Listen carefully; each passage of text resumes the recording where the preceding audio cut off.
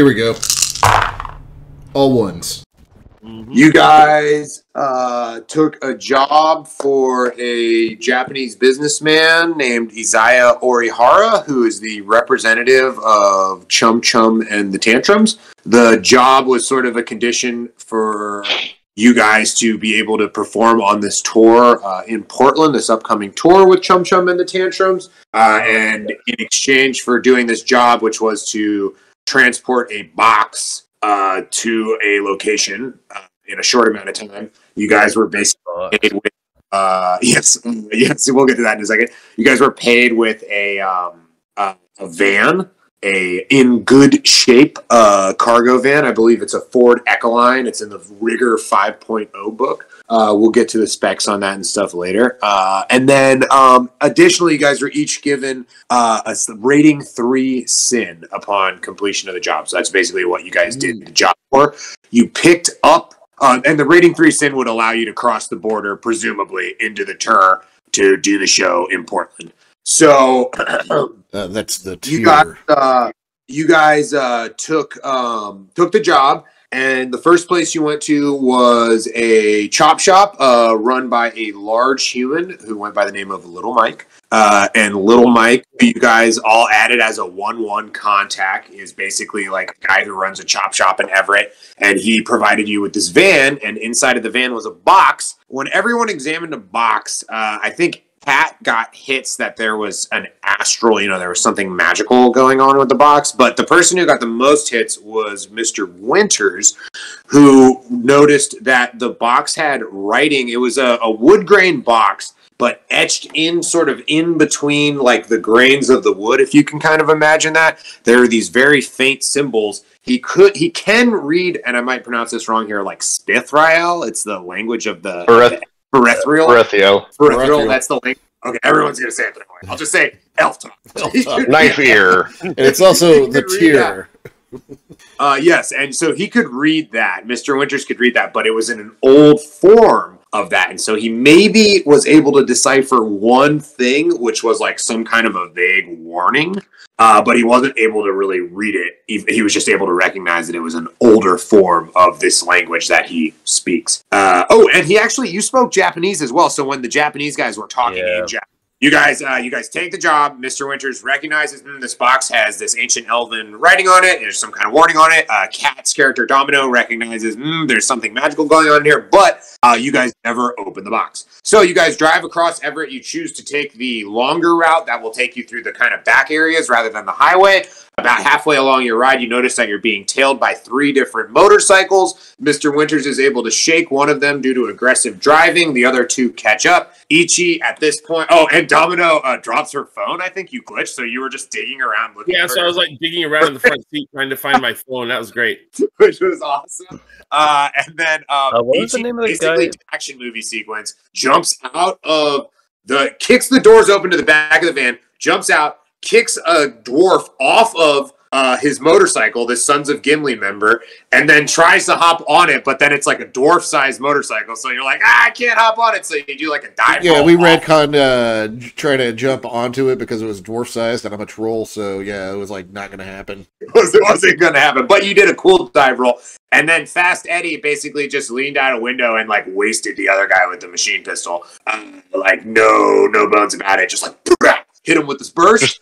You guys drove to the location to make the drop, which turned out to be a stuffer shack. But on the way, you noticed that you were being paced by the Black Rider. Now, you guys prepared to like kind of fight the Black Rider. You were like Barry. You were gonna load up like a fucking Sprite. You were like, I got a Sprite, like I'm ready to go. And Domino had magic ready to go. But the Black Rider never really engaged you guys. It was sort of just following and pacing you. And then when you guys made the turn off to go to the stuffer shack to make drop, the Black Rider just rolled past you. And I wanted to just make mention that pretty much everybody rolled pretty well on the perception test. Everybody heard like the whinny of like a horse, in addition to the motorcycle sounds as the Black Rider rolled past you into the night. Once you were at the drop, Domino... I am completely okay with the thought that I'm having of the Black Rider being some sort of cyberpunk Nazgul. We're definitely working towards that. That sounds fucking metal as hell. Once you guys were in the parking lot dock room, there were like 3 ancients, like being like sketchy biker guys on their bikes. Domino called Isaiah Orihara. He's like, "Yep, drop it with those sketchy ancients." So you guys passed the box to the ancients, who rolled off into the night. And then you return to meet Isaiah Orihara the next day, and he has a mysterious henchman ? Another guy who's with him, who's like an intimidating cybered up guy, but that guy never speaks in English. He only speaks in Japanese, and he doesn't like talk to you guys. Anyway, Isaiah Orihara gives you guys the rating 3 sins. He's very sleazy. The whole time, you guys all get like a sleazeball impression off of him, and he is all added to your list as a 3-3 contact, or excuse me, loyalty 1, connection 3 contact. Right, yeah. And you guys each got given 3 karma. So where we left off was you guys now have a van in order to do the touring with / whatever you want with, and you guys each have a rating 3 sin, which the book describes rating 3 sins as like rough, like they're pretty good. It's like decent enough. It's not going to get past any like serious countermeasures, but like it should pass muster. Whereas a rating 1 is like, you could be like an orc, and it could be like a 12-year-old girl in Kenya, where you're like, this sin is only good for like ordering a pizza. Like I can't do anything with like this. your name is IP Freely or some sort of really childish pun like that. That actually brings me to a question. Do we get to pick the names on these fake sins? Do they matter? Yeah, I would say that these are like editable in the sense that you can punch in like that information. Let's just say that they were left blank. I'll punch in that information yourselves. And just for me, because I can't handle them without actually, because of all my gremlins and like I literally destroy technology when I touch it. Who's I have carrying it down that I'm carrying your fake sin. Okay, I couldn't remember who had my fake sin. I'm not actually sure if sin is like an electronic thing you can hold, or if it's like yes, it's a number that's assigned to you. It's actually a program that's actually inside your cred stick. So your cred stick acts as a ID involving your sin. It's a program that can go between digital devices, such as a comlink, a cred stick, and anything like that. You can also use it. You can also get a physical card, which is digital, just like the cred stick, but its only function is acting as a sin. Let's say that that's what he gave you guys.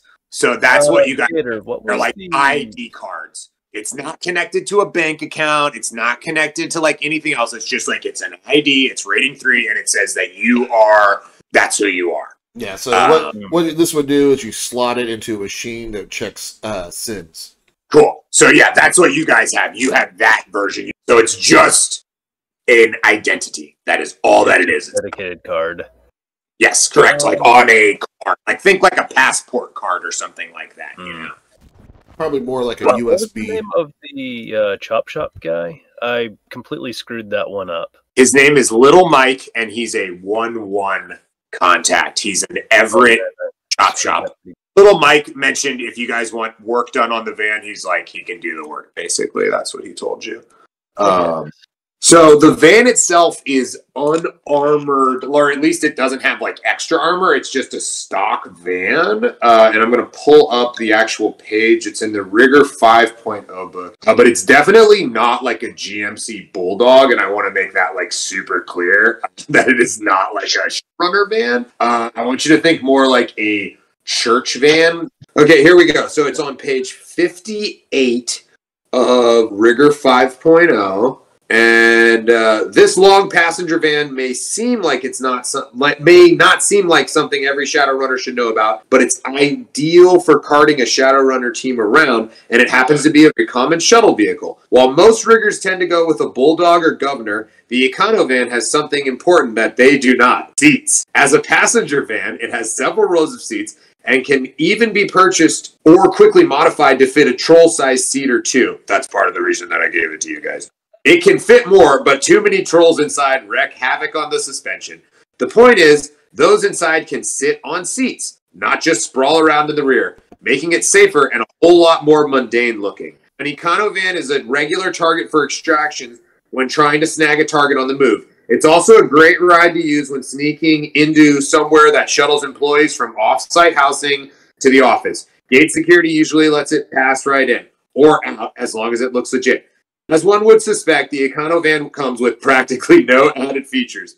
But Ford added a list of upgrades in both comfort and security. EnviroSeal is a common upgrade along with upgraded onboard systems. Variations of the seating arrangement can be installed. Blah blah blah blah blah blah blah. If you don't want to have a bench seating, Ford even offers a wet bar and small fridge options. So basically, necessity for a band van. I'm sorry, we're gonna have to go with that.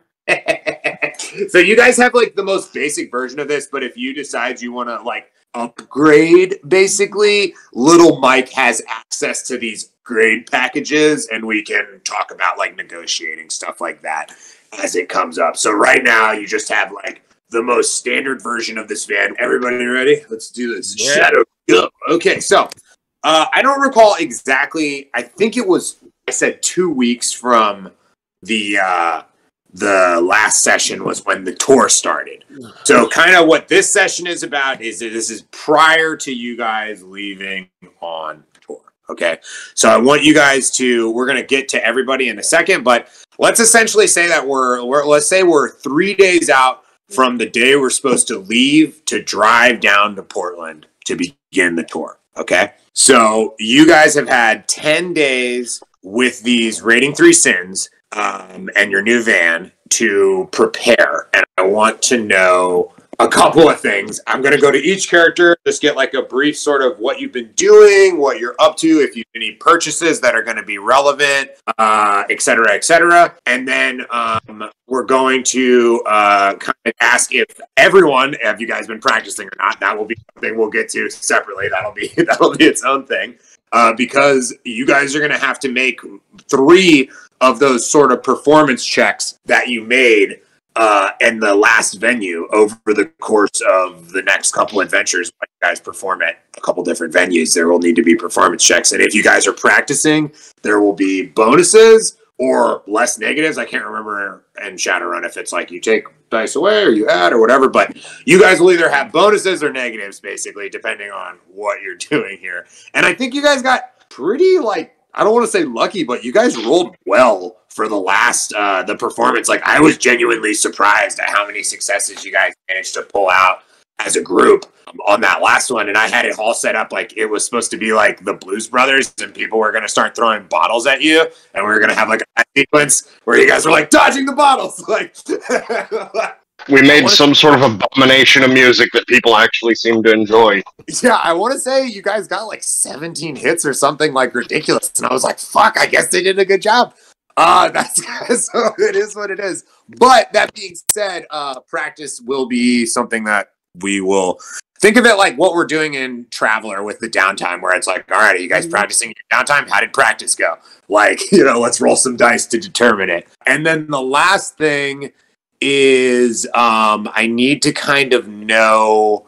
Well, okay, we'll get to that. We'll get to that in a second. So first things first, we're gonna go through every character and just give me a brief like what's going on with this character thing.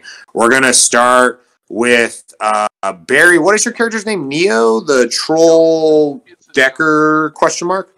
He's a technomancer, but he tries. Oh, he's a technomancer. He tries to play off that he's a hacker. Okay, got it. So what has your character been up to since the last adventure with the transporting the package and the Black Rider and what have you? Practicing for a concert, be the appropriate skills attached to that. Okay, so that is what your character's been doing in his downtime, is the practicing. We'll get to the practicing as like a group together. Okay, I was going to say he probably doesn't have them. I think you play the keyboard for us, don't you? Yeah, so he probably doesn't really have them. So what I'm doing is I'm trying. I'll be practicing the keyboard with the help of the sprites. So if you want to work on that individually, we can figure out. We'll crunch the numbers on that. And we can circle back to you. I'm just going to move on to another character right now. Okay, so we're going to move to Fast Eddie. So, Fast Eddie, what have you been up to? Anything new? Keeping up with criminal contacts and trying to teach his daughter how to read in Spanish, even though she's better at Spanish than he is. Okay, I like that. I like that. Does Fast Eddie have the do you have the family? I don't remember what it is. It's a quality. I don't remember the name of it, but it's like you have a family. Dependence, yes. Do you have the dependence quality? So what is your rating for the dependence quality? Because I believe there's 3 ratings. Dependent, demanding.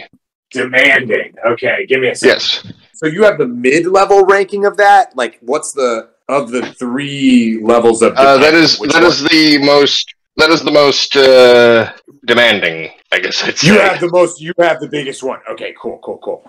It's less that she actually needs that much attention or care, and more Eddie is an extremely hovery dad. Yeah, so I'm just looking at this one. So it is 30%. Your lifestyle cost is increased by 30% because of the living style. So we're gonna do the math for everybody. That was the last thing I was gonna say. Is we're gonna do the rent for everybody, but just let's make sure we're factoring that in. So just FYI, that's supposed to be once every month. So I'm not sure how you move the camera, how long it's been. So yeah, we paid rent like right before that first gig. Right. Okay. So yeah, in my mind, the downtime from the first gig to meeting Isaiah Orihara, and now the downtime from Isaiah Orihara building up to he gave you 2 weeks notice on that's what I have in my notes right here. Yeah.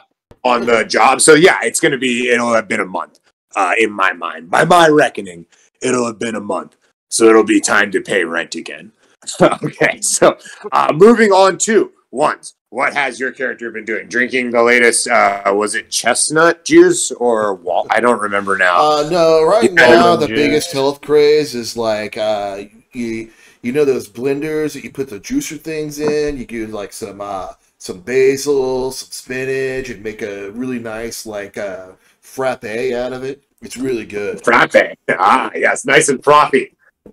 That's the big thing right now. Gotta get that froth going. It must be kind of expensive for your character if he eats like real food. Oh no! If you know other neo-primitives like myself, there's a lot of like street gardens all over the sprawl, and we all trade and interact with each other. Yeah, see, I would not eat from a street garden. I don't know what is in that. I mean, you can also even like do some like urban scavenging and like find like actual edible plants growing within the sprawl. Your character is totally like dumpster diving. Before you eat them, dude. Six World dumpster diving sounds scary and dangerous, but he's like, I'm outside Six World Whole Foods. Like, yeah, I'm just making this up. Jeff Bezos double middle fingers, brushing the. I fully believe I'm Delani here, but I don't trust food that isn't processed in the Sixth World. I fully believe that the food in the dumpster out back of the Whole Foods of the Sixth World is just designed to explode after X number of minutes of being thrown out. Don't tolerate it. I will also say this: Ichi's character probably has a hell of an immune system from eating all this food. You're already a troll, so you're just like, I can just eat whatever. Wow, your character's tough, man. That's no joke. What is a lifestyle payment for low life? It's 2,000 a month, and that includes your. But that like includes food and rent and all the things. That's everything. Transportation, like if you have a bus pass or if you like whatever, it's everything. It's your whole life. No, Jim, they don't let me use the bus anymore since every time I use it, it always breaks down. I don't know why. Okay, got it. So has Ichi spent any of his money or anything like that? That's kind of like the only thing I've actually spent money on this character is for my lifestyle. All right, that's it. Okay, love it. I don't think Ichi really understands money. He's just like, the landlord comes and takes all these paper pieces. Yeah, I just give him my cred stick and he takes what he needs, man. He takes the money. That's it, man. All right. And I've been working at the local GMC. I actually have the GMC shirt on today.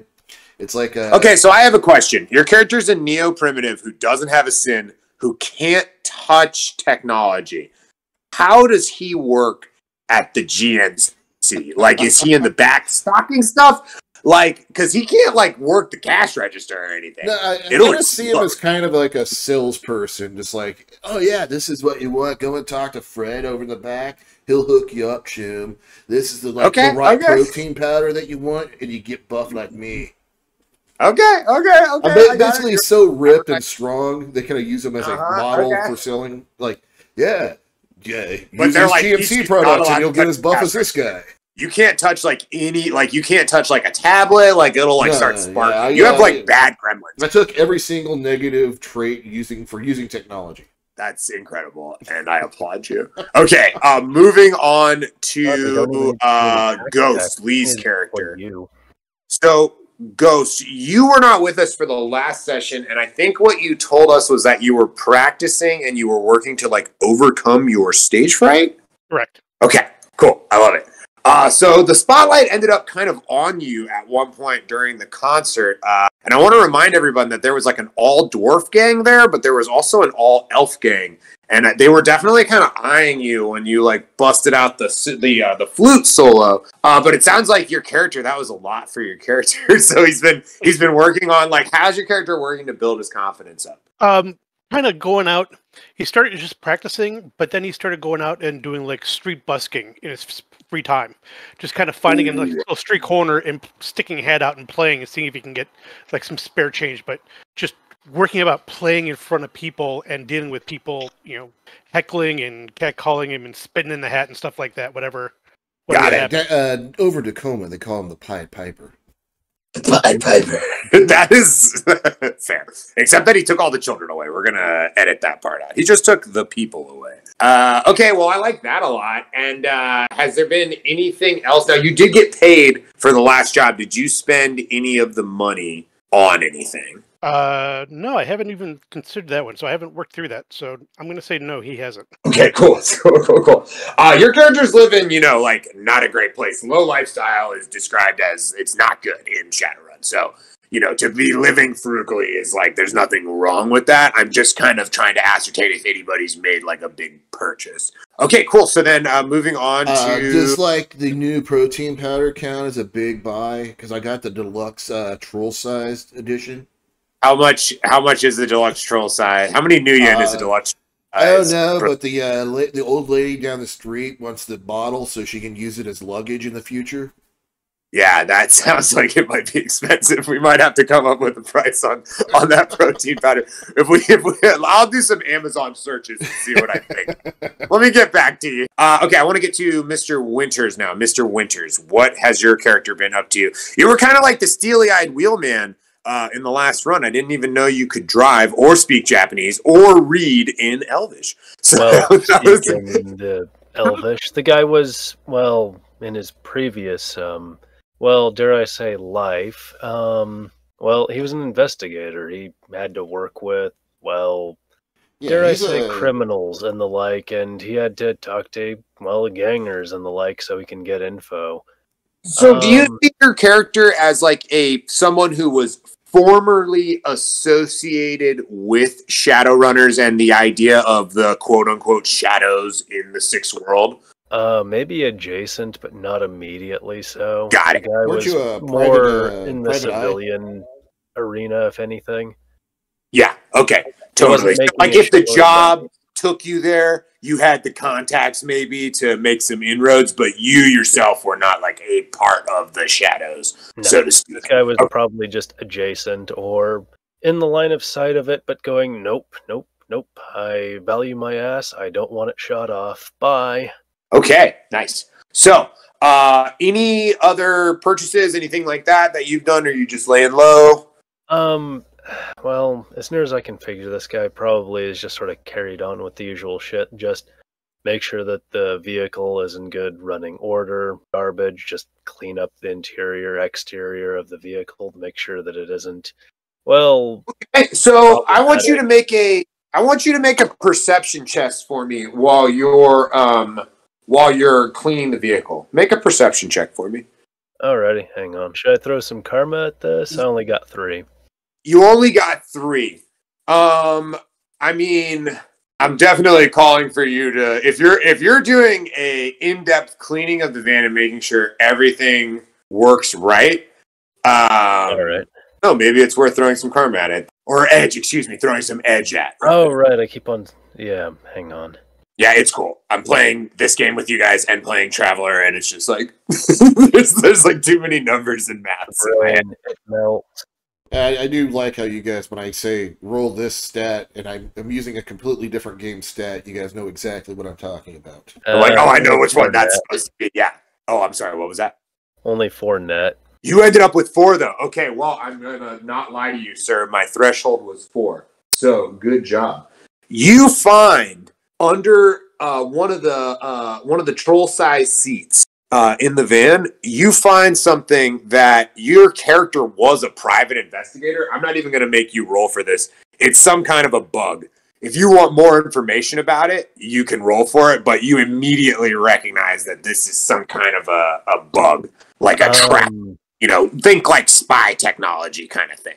It's very small. Like, I want you to picture something maybe the size of like a watch battery. Winters is going to discreetly, quietly back away from it and then talk to Neo about this. Okay, so I want to, before we get into this, can we just say, for the purposes of the fact that we want to talk about what you guys have been doing with practice, maybe that this is pretty much where we're at in the current, so to speak, timeline, 3 days out, where you're doing this check, and then we can kind of set the scene there and start? Sure. Okay, cool. Let's do that. That'll make it easier. And then I think we just have one other character to get to now, which is Domino. Yep. So I have a quick question, just to clarify.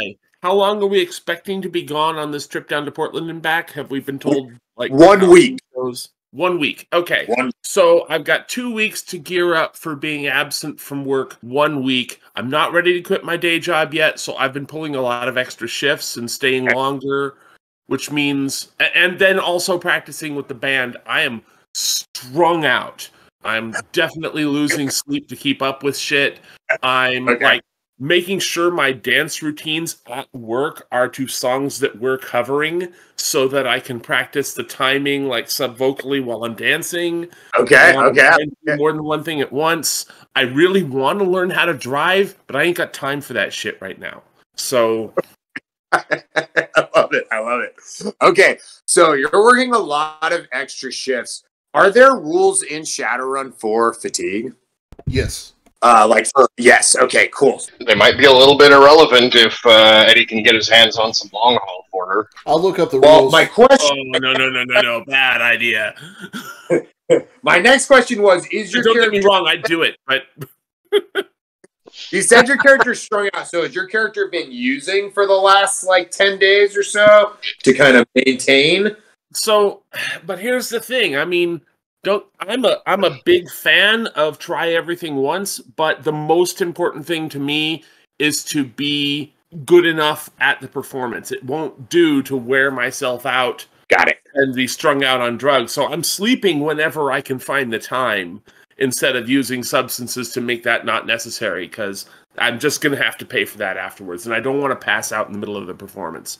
I'm actually sort of planning to mostly sleep on the drive down to Portland. You're like, I'm going to get my Z's on the way down. Okay, got it. So are there rules for fatigue? Someone said yes. Yes, I'm looking them up now. Thank you. Give me some time because the book is a night guinea rule. Yeah, thank you. Yes, I'm in the index and I'm like, what the fuck? So I'm just going to shut the book now. Okay, so we'll get to that in a moment. I think your character might be running at potentially a little bit reduced capacity. Fast Eddie, I forgot to ask when we were going through you, is your character been using, is your character, he has like an addiction quality, correct? Yep. So we're going to roll those dice. We should have done this when it was with you. I apologize. Okay, so what level is your addiction rating? Moderate, severe, or burnout? Currently mild. Should probably go up one. Okay, it should probably go up one. Okay, a craving at the moderate level occurs roughly every 2 weeks. Does that sound fair for the way you play this character? I mean, he uses it daily. I think he's definitely moderate, for sure. If he started out as mild, at this point, for whatever reason, his use has increased, and we'll put him at moderate. If he's using daily, then he's for sure at moderate.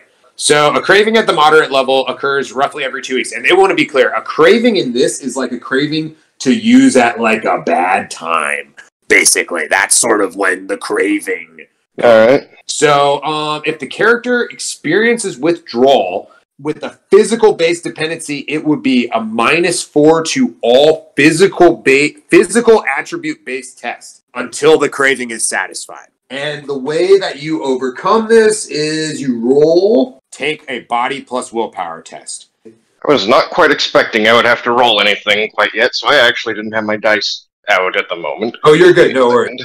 While you're looking at them, sleep deprivation is after 1 day you take 1 stun, aka fatigue damage, per 3 hours of sleep lost. Okay, say that one more time. Sorry. Okay, so after 1 day of not sleeping, a character will take 1 stun damage for every 3 hours of sleep lost. So, Jesus. Yeah, if you go a day without sleeping and you only get 5 hours of sleep, you take 1 stun damage.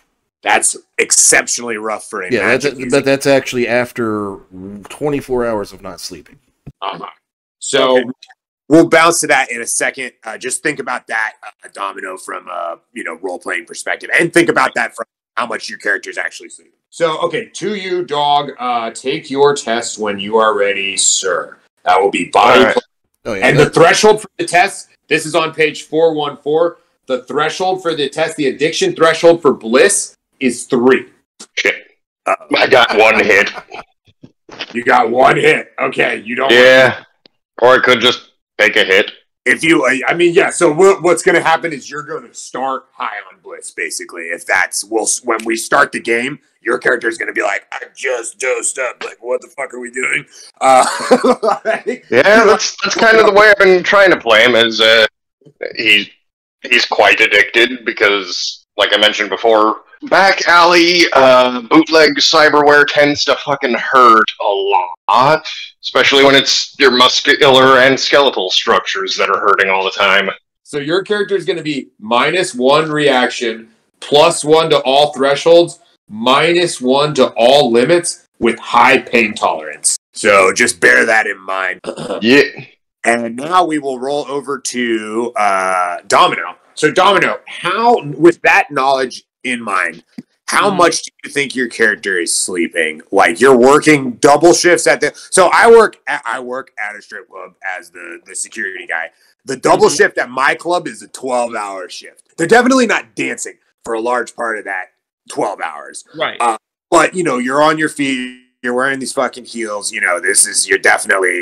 it's one of those kind of jobs, With the band. So, I mean, I'm picturing that as I'm thinking back to when I was in law school on law review and also studying and also, existing. I was pretty much pulling 18-hour days for 6 months at a time. Jesus Christ. Yeah, what the hell kind of law school are you going to? That's so crazy. That's brutal. Wow. Okay. Yeah, law review is a lot of fucking work. I'm glad I don't have to do that anymore. So we're talking 6 hours of sleep is an average day. 6 hours of sleep. Yeah. Okay. Pretty much. Yeah. And it's not that, like, on any one day, you can do that. After days at a time, it starts to wear at you. And it's not so much that you haven't had any sleep. So my question is then, I'm thinking, based off what you're telling me, it feels appropriate to start your character's day right now with 2 boxes of stun damage already checked. Does that feel appropriate to you? Yeah, and at some point between now and the show, I'm either going to have to sleep that off, or I'm just going to have to go into the show tired. Yeah. Totally. Okay, cool. So, the last thing I want to get to... Actually, this is against my own interest, but I'm going to say make it 3 so I actually have a dice pool penalty. I like that a lot. If you're willing to do 3, because I wasn't sure where it would actually start to affect you. So yeah, if we can do 3 and that actually gives you a little bit of a negative. It's not huge. It's a -1. It's not like mechanically going to fuck me over, but I feel like if I'm talking about I'm pulling enough extra work to not take a penalty for skipping a week of work, there's got to be a price tag for that. Okay, guys, so we're about to get to the opening of the actual scene, but I want to go over practice because you guys have these gigs coming up. So, what is the general consensus? Talk amongst yourselves right now, obviously. I want to know how often you guys are practicing, and I want to know what a practice entails for you as a group. Like, how long is the practice? How intense is the practice? Those are sort of my questions. So if you guys want to kind of figure that out right now amongst yourselves, take your time, and then you can presented to me. Ichi being Ichi will just go with the flow of whatever anybody tells him to do. He's not the brightest bulb in the box, but he's taking this, he is practicing the drums solo if nobody else is practicing, but he's using that for practicing how to fight with, fight with Tumpha's kind of status, kind of using it as martial art training and exercise. Oh, nice. I like it. He set up, instead of using the normal weightlifting equipment, he has some of the other neighbors in the Barren Heights are kind of getting mad that I'm using the drums right there in the middle of the courtyard of the apartment building. Man, I bet the apartment management company cannot handle you right now. They're like, this fucking gigantic troll is just banging on the drums all day out there. Fast Eddie's Fast Eddie's the apartment manager, by the way. So. Yeah, Fast Eddie is. I legitimately forgot that, actually. And, yeah, so excellent. Eddie's going to be shouting out the window. Fucking shut up! Yeah, old lady Drennan has been throwing things at me, and I've been using I've been using that as a way of practicing like taking out stuff being thrown at me, like swords and knives and stuff. I love it. Nice. Okay. Oh, wait until Eddie throws a couch at you. Okay, so yeah, everybody else. I can see Ichi over there, like you're about to throw the couch, like. No, get the refrigerator. Nice. I'm figuring Winters is probably going to he's probably going to practice on his own and practice along with everyone else since, well, he's just playing with a bass, so he's able to pretty much just jack in like a headset or something like that without causing too much hassle in the apartment. Cool, so, yeah, is anybody leading any kind of like band practice together? I think all our work schedules are kind of weird, huh? I'm figuring that we're going to whenever our schedules overlap in order to achieve that. So, in this 10-day period of time, how many times did you guys practice, would you say? And you guys think you can do once a week? So that'd be twice? I would be actively lobbying for more than once a week, but I think we could probably manage that. Okay. I'm thinking in 10 days, if we're like seriously committed to it, despite all of our various schedules, we could probably meet twice or maybe 3 times. Or even in segmented portions as well, where one section of us practice together, the other section practice together whenever, well, due to our schedules overlapping. So we're looking at 3 or 4 then. So which one do you guys? I'll say this from a ease of rules haggling and what have you. We'll just go with this. If you guys are practicing individually or in like small groups, that is going to be stuff that could be working towards increasing your own personal like skills and things of that nature. But if you guys are practicing, like for the purposes of what we're going to be doing with the show, it sounds like 2 to 3 times in this 10-day period is reasonable. I'd say so. That everyone could meet together and practice at once. Okay, at least 2 times. So somebody roll me a d6 in the dice roller. I don't care who. Just roll us a d6. If it's 4 or higher, you guys met 3 times. If it's 3 or lower, you guys met 2 times. I got a 4. We got a 4. All right, you guys managed against the odds. You traded shifts. People traded shifts. They did whatever they had to do. So you guys managed to get 3 practices in together. So you guys are going to get, and again, I can't remember off the top of my head if it's I take away negatives or I give you positives, but in my mind, I would give you +3 dice or whatever to roll as a group when you're performing. So we get 3 extra dice for a teamwork test. Okay, so now, fast forward to 3 days before you guys are supposed to leave for Portland. Mr. Winters, where are you doing this detailing run and check of the van? Where are you doing that at?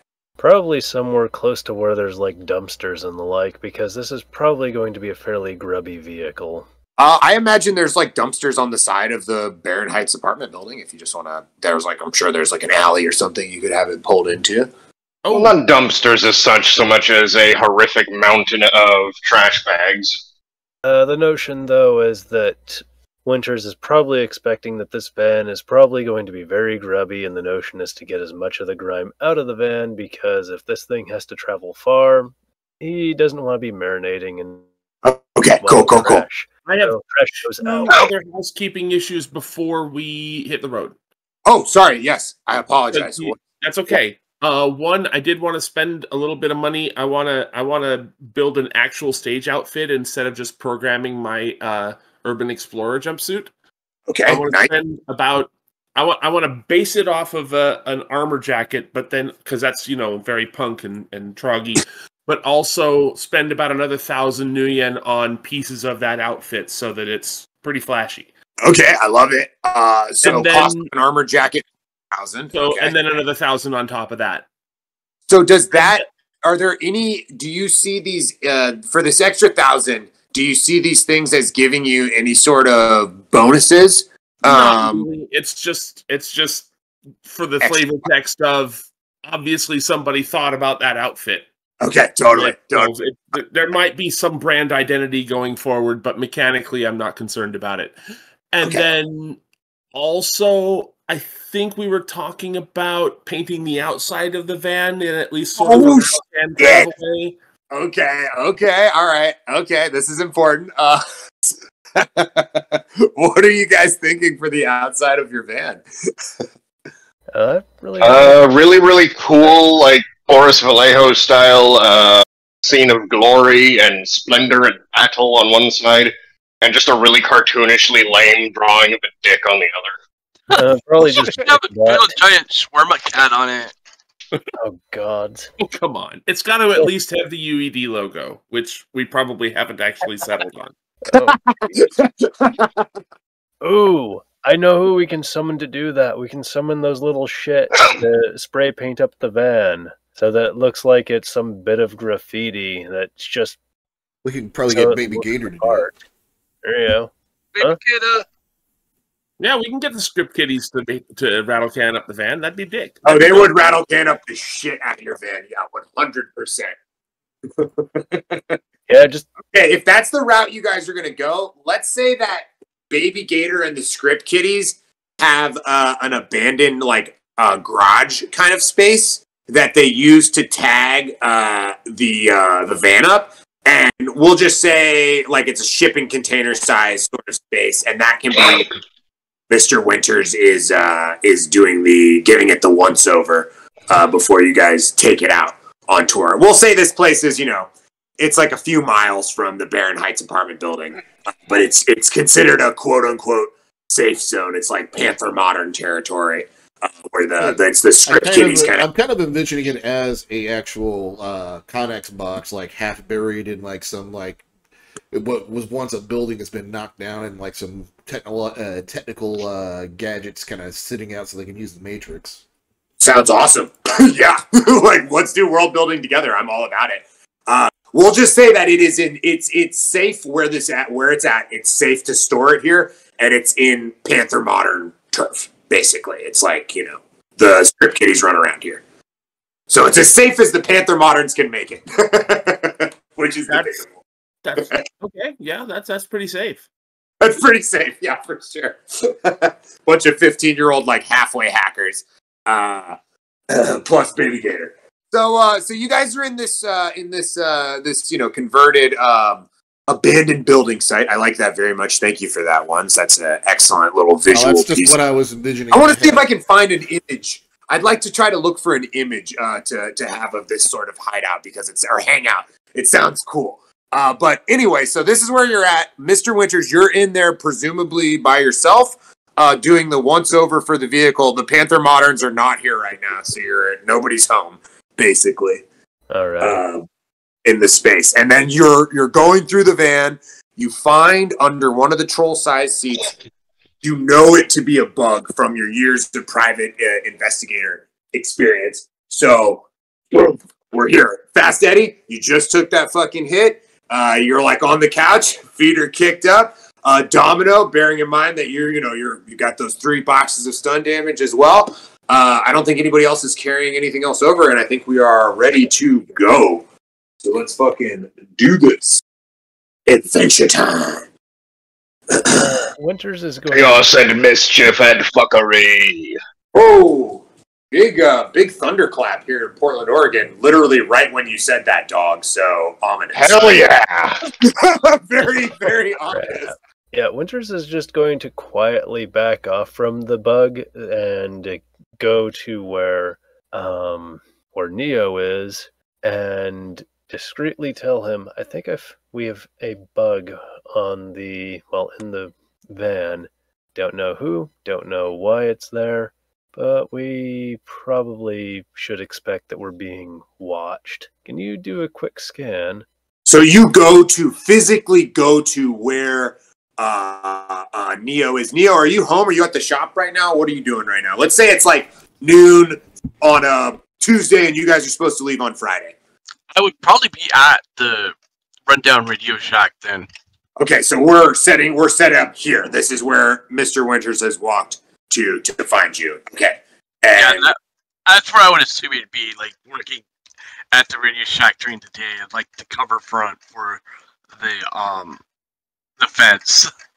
Okay, got it. Otherwise, whomever does the tech wizardry stuff that is immediately to hand, whether that be Neo or Gator Jr., he'd probably go, we have a bug here. Okay, so... Yeah. Fucking squish it, man. Yeah, I mean, I have some of that stuff, like electronic warfare and all that. Well, I suspect we're being... that we have more attention than we intended. And considering that we had people on motorcycles give us a go. Yeah, good idea. So, what? Does anybody have that one slingshot the lad was playing around with? We might be able to just launch it straight into the river or some shit. If we can't figure out who in the world is on the other end of this thing. Okay, so letting anybody else on the team know about this, or it's just you and Neo who are dealing with this right now? Yeah, if anybody else is in the immediate vicinity, Winters is going to gesture to them to come with him outside of, the immediate area for which the van is in order to clarify the matter to, everybody that can be, is in the immediate area. He's not sure what's going down and is trying to assess the situation. So who all was hanging out at the Panther Moderns hideout with Mr. Winters while he was kind of giving the van a once-over? Is anybody there with him right now? And yeah, who's there? What time of day is it? Noon on a Tuesday. Oh, I'm dead out. Okay, you're unconscious. Dog, you just took that hit. Are you hanging out in the Panther Moderns hideout taking these hits, or are you hanging out at home, dog?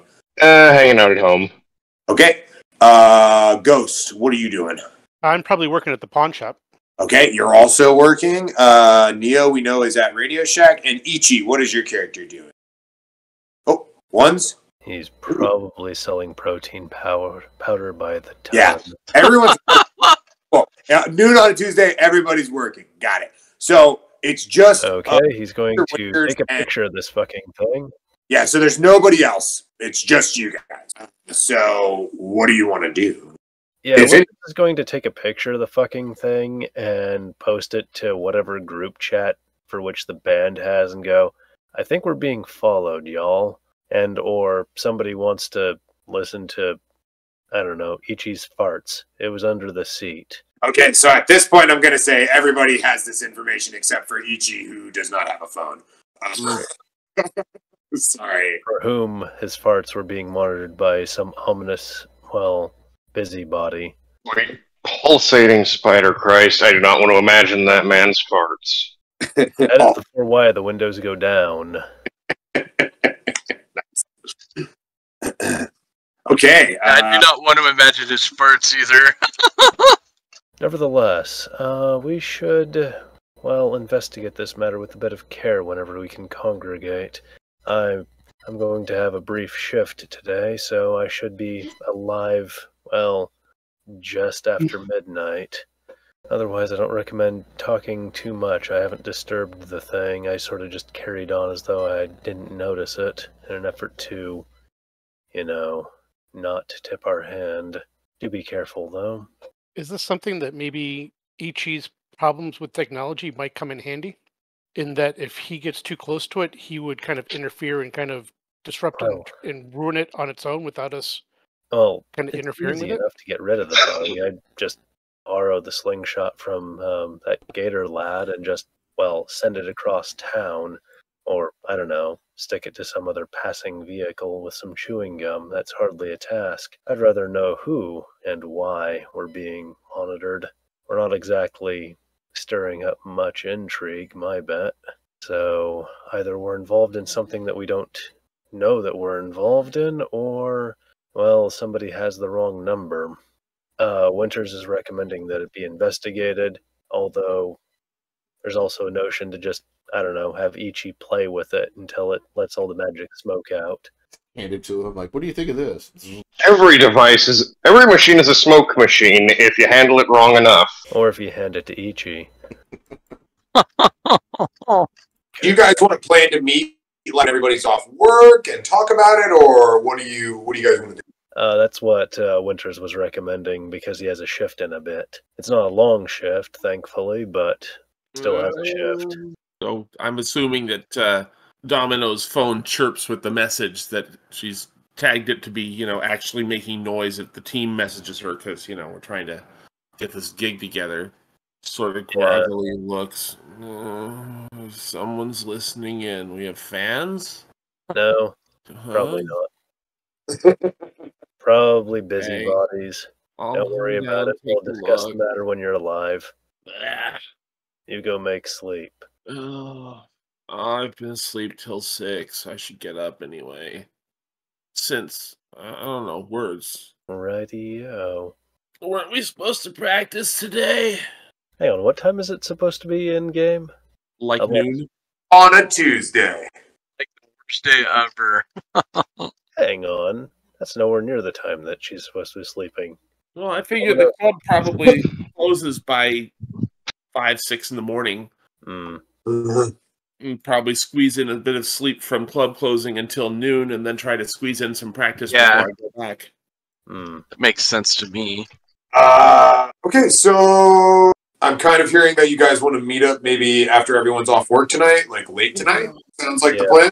Pretty much. All right, well, why don't we fast forward to there? Since the bug is in the van, where do you guys want to actually meet to talk about the bug? Well, we can't do that in the van. Always the bearded clam. There's the bearded clam, exactly. Yeah, that's right on the apartment, so we don't have to go far. You guys, I don't have to walk there as much as sort of fall in that direction. Yeah. Exactly. You guys all meet at Bearded Clam. You grab your usual booth. The bartender, he knows all you guys know. Whatever. You guys get your drinks all set up, and let's say it's pretty late. Let's say it's like 11 o'clock midnight. All right, slow calf. Slow calf. Coming right up. Okay, so you guys are all at the table. Mr. Winters found that bug. What are you guys going to do about it, if anything? Whoa, it sounds like some kind of bug in the van. I mean, why are bugs in there? Is it like a roach or like a beetle? What is it? Winters is going to give him a look like he is talking in Klingon. An electronic listening device. Oh, whoa, that's cool. In like James Bond kind of style? Yes. Yeah, except it's more like James Bond is some wanker that wants to know what in the world we're doing for whatever reason. Exercising. If they want a video, I could make one for them. But yeah, some busybody is keeping tabs on us. Not sure who or why. I'd recommend that we investigate it so that we know what we're in for after those motorcycle guys decided that it was time to follow us during the previous matter. If we know who they are, I'll just make a workout video for them. It's not that hard. I don't think they want a workout video, mate. Remember the He device. just looks at you like very confused, like what? Oh my god! And why? Why else are they bugging us? You remember the funny box?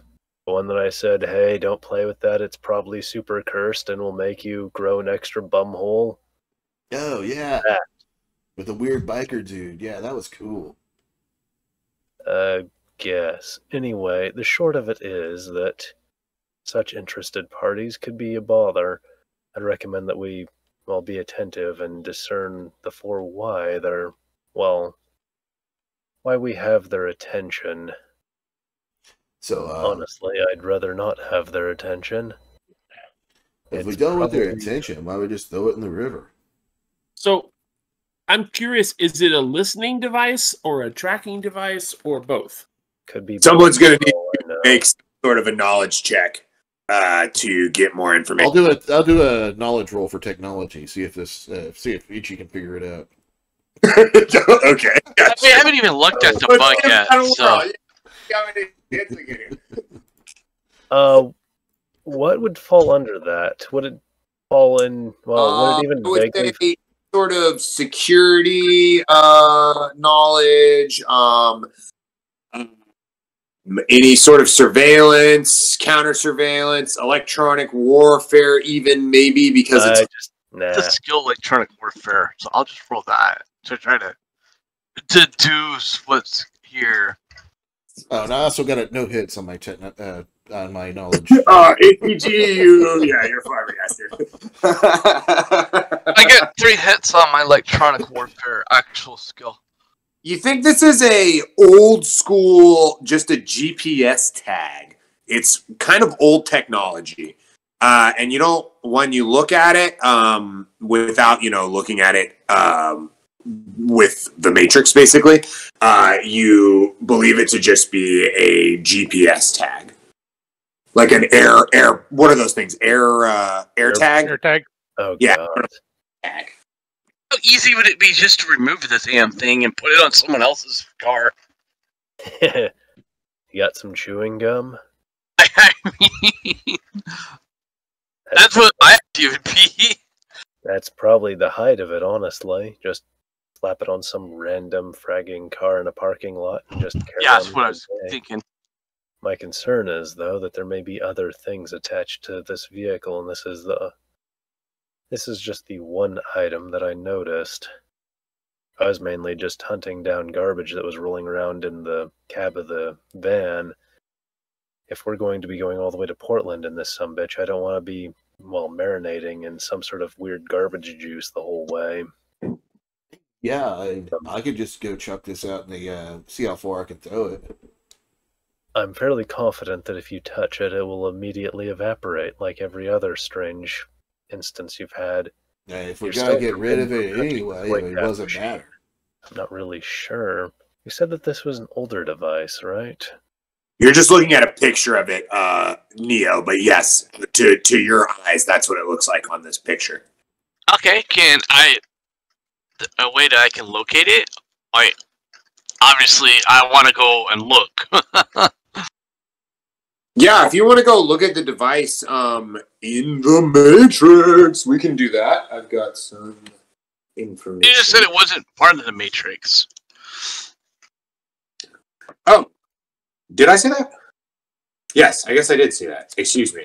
I was just thinking, go to the van itself and look it over and find the damn thing.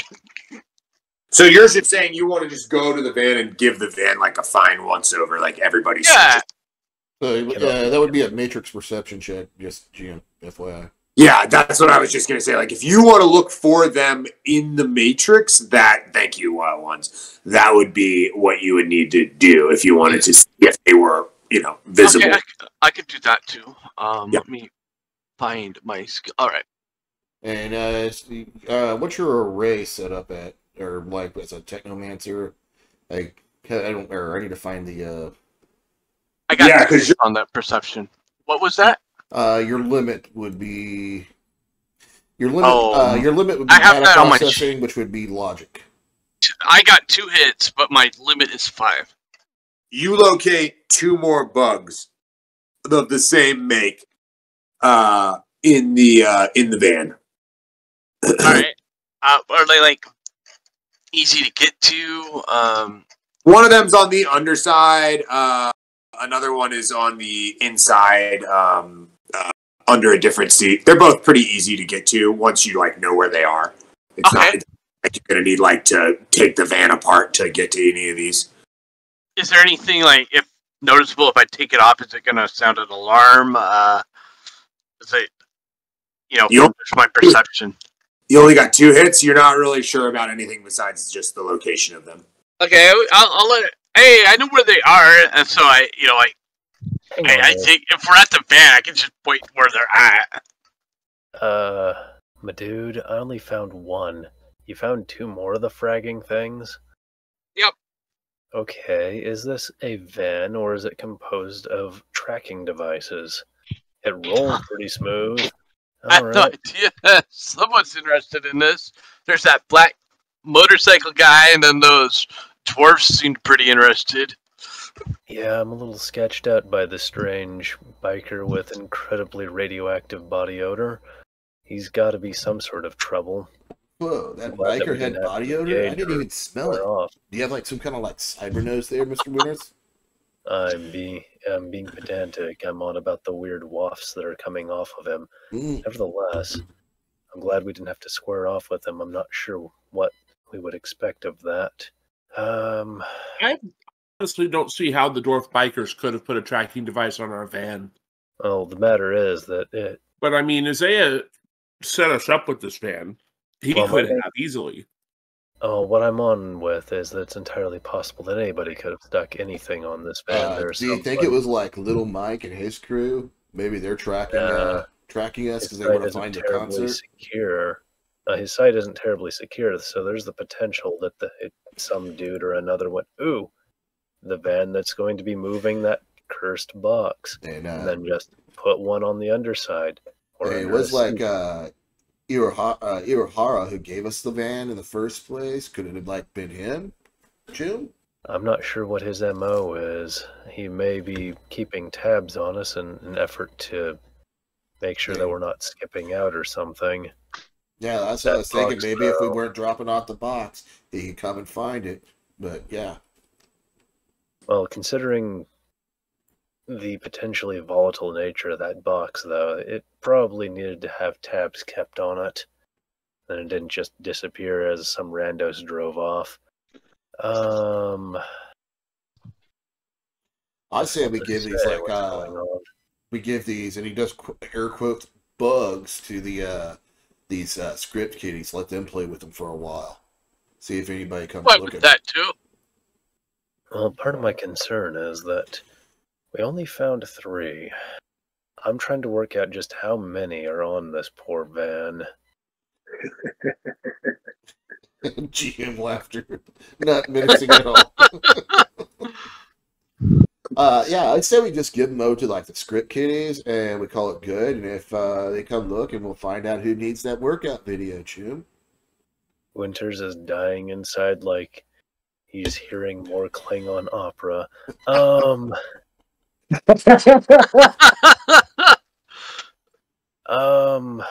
Neo, do you think you can discern where the destination for which these tracking devices are phoning home? Yeah, is that possible to find out? I don't know, Peter or something. Yes, but I'm not sure. Maybe once or that would be rules wise. It would be computer plus logic check to a limit of data processing. That's software. It's it would be GM call like if these things are trackable. Like if I definitely want him to have the option to do it. I just wasn't sure what he would need to. I didn't know what skill either. That's why I was asking. Yeah, that would be computers plus logic to a limit of data processing. Which is Thank you so much for being a bastion of knowledge in these trying times, sir. I got 1 hit on my computer skill.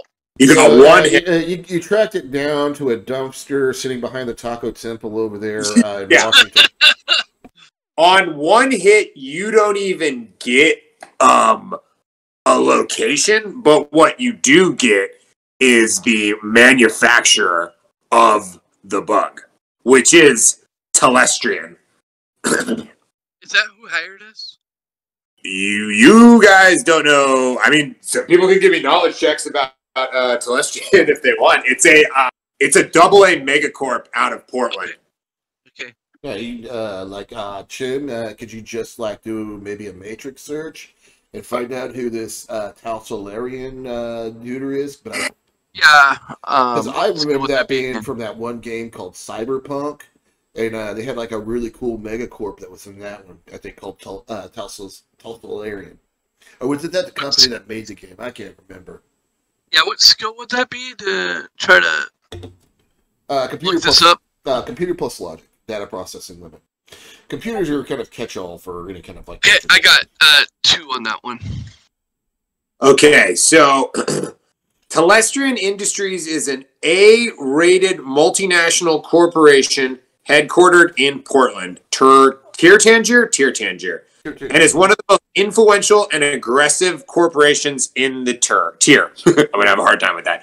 Its CEO and president is James Telestrian III, and all shares, save for the 5% owned by the government, are held by members of the Telestrian family. Also, every officer position in every division is held by a Telestrian. It focuses on cutting-edge technology, including genetics and neural networks / expert systems, as well as military contracts and government services. And it is a single A-rated corporation. That was my mistake, according to the Shadow Wiki. I thought it was double A, but I was wondering about that. I didn't think there was any double A in the... Yeah, I didn't think it was... I never heard of it, so that's why... They prevent their local corporations from branching outside of... Okay, since they're here, and I'm afraid that they'll add more bugs, so what I'd rather do is, it seems like they're GPS tracking us, is I want to rewrite the software on the tracking to make it to be 1,000 feet from where the actual vehicle is, to like... Okay, that would be That would be edit file action. That would be computer plus logic. Alright, but I have a software skill too, so I don't know. Software is for writing programs, but yeah, not edit. This is edit. Okay, cool. That's what I was asking. So what you said was like edit file computer action. again? Computer plus logic, yes. Alright.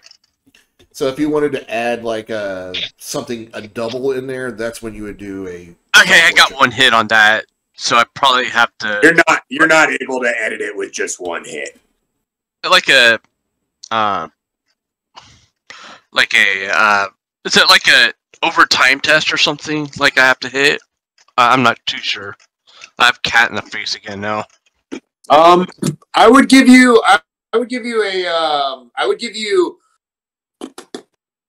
one more opportunity before you think the thing might brick. You might just brick it at that point. You can have one more opportunity to try to do it. The thing is, this isn't a prime runner, so like 7 dice and a skill is like most of what I have for stuff. Yeah, totally. I got you. I hear you. I'll let everybody know. I'm like, I don't know. I could try to mess with this, but it's like, I'm just a slow side on the side, hacker trying to make it in a big world. I don't know, guys. Just what's your software skill? It's 8. Is that higher than your computer skill? Yes. That's really, you can actually make BTLs. That's better than ones. So yeah, you could actually roll that and say put a double in there, or triple. You can rewrite the program to give some other kind of signal, like maybe tracking a bird, or they look at where I'll do that. So I'll do that. I want to be clear. You tried to edit the file, but you were unable to do that. So now you're going to try to use your software skill to rewrite the file. Yeah, that's pretty much what I wanted to do. What you would do here by rewriting it is now, instead of giving a location, it gives some other kind of information. All right, yeah. So how about like it tracks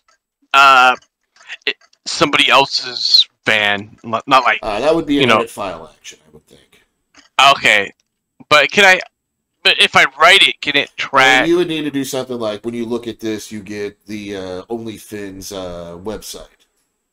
Okay, so I'll just write a reduce file to have it track. I guess birds, because birds kind of move around more than say like dogs or something.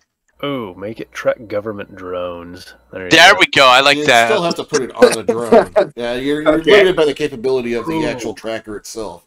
If they have to physically put it on our van, you would probably have to. Yeah, that's what I was just gonna say. Is like this is like a kind of and like I would someone say saying, you're not really rewriting the program by having it track something.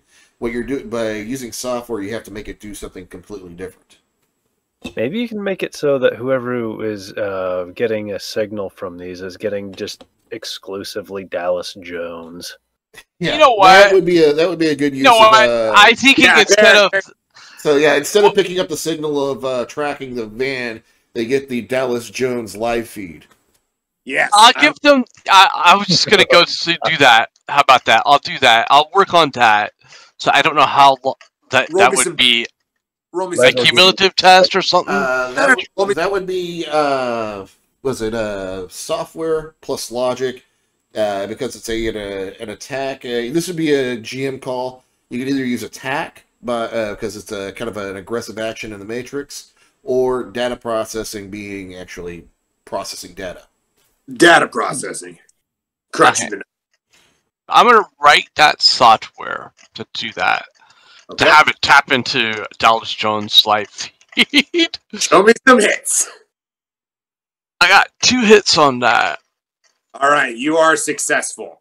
And Dallas Jones is talking about, have you heard about the potato chips and how they're making everybody skinny? Yes, they're stealing the carbs from the people and they're giving it to the military who are taking over the North Pole to keep us away from finding out the world's flat. So, excellent. Thank you, Alex Jones. Thank you. No, you're good. You're good. So you're gonna need to do that 2 more times if you want to get all the bugs. You're gonna need to get me at least do that. 4 rolls, and I'll give you 2 attempts on each one before you break it. So second device, 3 hits. Got it. The third device. Let's change this one up and give him the live stream from the Bearded Clam instead. Bearded Clam does not have a live stream. That's behind a paywall, sir. Well, they're gonna get a sneak preview. They're gonna get a sneak preview. His day job is doing electronic security for the Bearded Clam. Yeah, that's the night job. Is at the Bearded Clam. So I had to give him a sneak preview of the what's hot and daily or nightly, I should say. Okay. Do you get enough hits? Do you get at least 2 and hits? It's 3 hits on that one. So these 3 bugs are no longer broadcasting the position of the van. They are now basically when you scan a QR code on your phone and it takes you somewhere and you're like, where's this going? Don't know. And then it starts to load and you're like, what's this website? Yep, redirected to some horrifying website. Instead of Google Maps, you're getting Dallas Jones. They're putting QR codes on random shit out there, and for whatever reason, people are scanning it anyway. And I'm like, don't do that. Don't. Okay, cool. So, you guys think you've dealt with all of the bugs, and at this. Okay, Ghost, your phone is ringing, and do you pronounce the name of the guy who runs the shop you work at Jocto or Jocko? Jocko, okay, cool. You see your boss Jocko is calling you. Well, then I'll answer it. What's going on, boss? Hey, man. Listen, chum, I don't know what kind of trouble you might have gotten yourself into, but I just had a couple of detectives down here. They're looking for you. They're asking for you by your government name. Detectives asking for me? That's weird. Okay. I don't know why. Yeah, I don't know. They left a card here. It's a Detective Snolder and Detective Mully. All right. Thanks, boss. I'll figure it out. All right, yeah, I can give you the info here. I'm going to send it to you. He forwards you the information that's on the card. Perfect. Thanks, boss. Appreciate the help. Yeah, no worries. Make sure they don't come around here anymore, huh? It's bad for business. No doubt. I'll do what I can. All right. Talk to you later, kid. All right, he hangs up. So you've got a card here, or whatever, an e-card, whatever. That was left. I guess it's 2 different cards for 2 different detectives. Detective Snolder and Detective Mully. And they're both Lone Star detectives, and it says that they're with the Cold Case Unit. Are there fair odds that Winters would have any recollection of crossing paths with this pair? Maybe if you roll me, yeah, you've definitely got the knowledge checks to roll some dice here. So sure, I wasn't even thinking about that. Yeah, Fuck. Okay, yeah, you might. Damn, I don't want to reveal my hand too soon. Yeah, all right, yeah. Roll your dice. Roll your dice. I wasn't thinking about that. You have a law enforcement knowledge, or yeah, any kind of like law enforcement knowledge, This local law guy's primarily worked forensics. do you have a knowledge, or do you have a contact in your background you might be able to call up? Yeah, that's sort of what I'm wondering. Yeah, you're gonna need a knowledge skill in some kind of law enforcement or something like that, or a contact I'm from not your finding background. that, so nah. You don't have any contacts either. Not in law enforcement. This guy is he's legally dead, so... Yeah, okay, so you have contacts, but if you call them up, they're gonna find out you're alive. They're like, wait a minute, what? You're calling me? Okay, so you don't have any way of knowing it. Okay. Probably not offhand, Okay, if anybody wants to give me any other sort of knowledge check, any other character that might have relevant knowledge, feel free to do knowledge checks. Okay, so yeah, what do you want to do? I guess the message there might be something on the card that says, call us ASAP or something to that effect.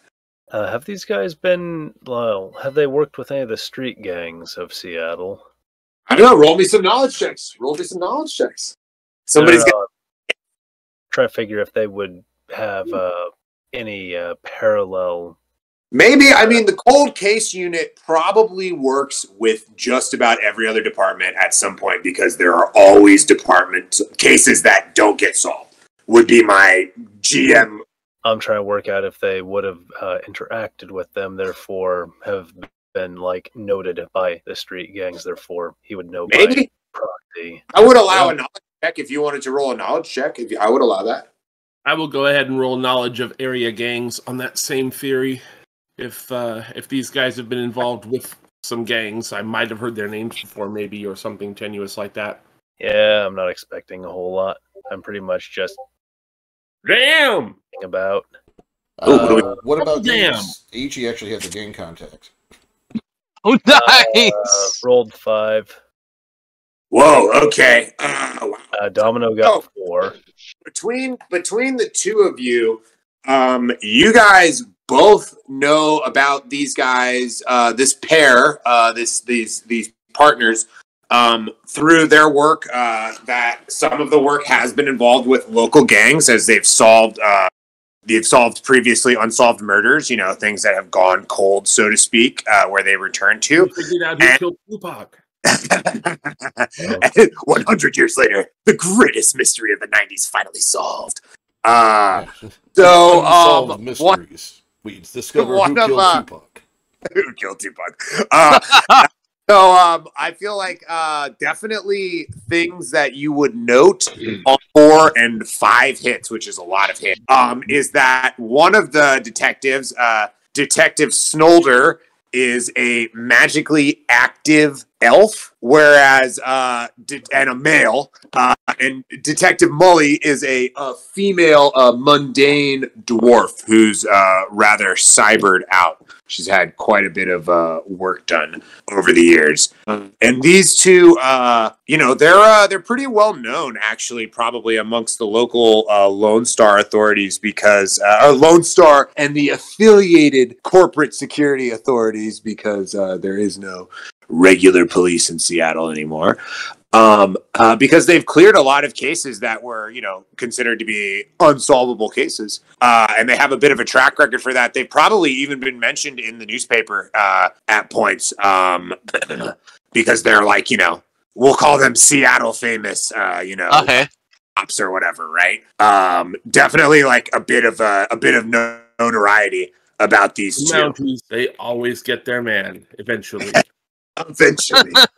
Well, one of them's Richards is gonna fill really in like Ghost on this, and the dude, he's awake, and of the duo there, she's cybered quite a bit. He's gonna convey what he knows, be careful, man. Hang on, was it noted that they were involved in the case for which occurred in well, the situation that occurred in the parking lot. I would want you to roll me some, like a search, like do like a matrix search or some kind of an additional roll. You're not going to get that off of this check. But I mean, they're definitely involved in gang cases if they're unsolved. You know, that sort of seems to be the thing with these ones, is they bring them in, they bring these detectives in when they can't solve the case, when it goes. Okay. But if you want to do like a search to see if like they're involved, they're mentioned somewhere or something like that, somebody could do that, but that would need to be like a matrix search. Neo, if you would, could you go through the matrix and see if these two are involved in the whatever the hell happened in that parking lot whenever we were now that I think about it, was Neo there for the He was not there. He was he missed that session, so he was not there. I missed that one. So but I could do a matrix search on these guys. Is that what you want? Okay, whenever we're at the gig, well, the Sons of Gimli and the Ancients had a bit of a scuffle. A dude clearly got stabbed, and then some weird magic-y shit went down with that. Winters is just going to show him a video of the dude on the motorcycle, and this guy decided to crash the party. My bet is that the local fuzz is not exactly pleased about whatever went down. Okay. We weren't directly involved, but we were the lead act before the tantrums came on, and they're probably going to be asking us some funny questions about whatever the fuck happened, even though, well, to be brutally honest, we were pretty much there to play and not to, well, mosh with the bangers, I would say. So, yeah, I think I'll follow you. Yeah, see if these two are involved as far as that case, because they're probably going to be asking us some very weird questions. Yeah, so here's a matrix search for what I can get. I got one hit.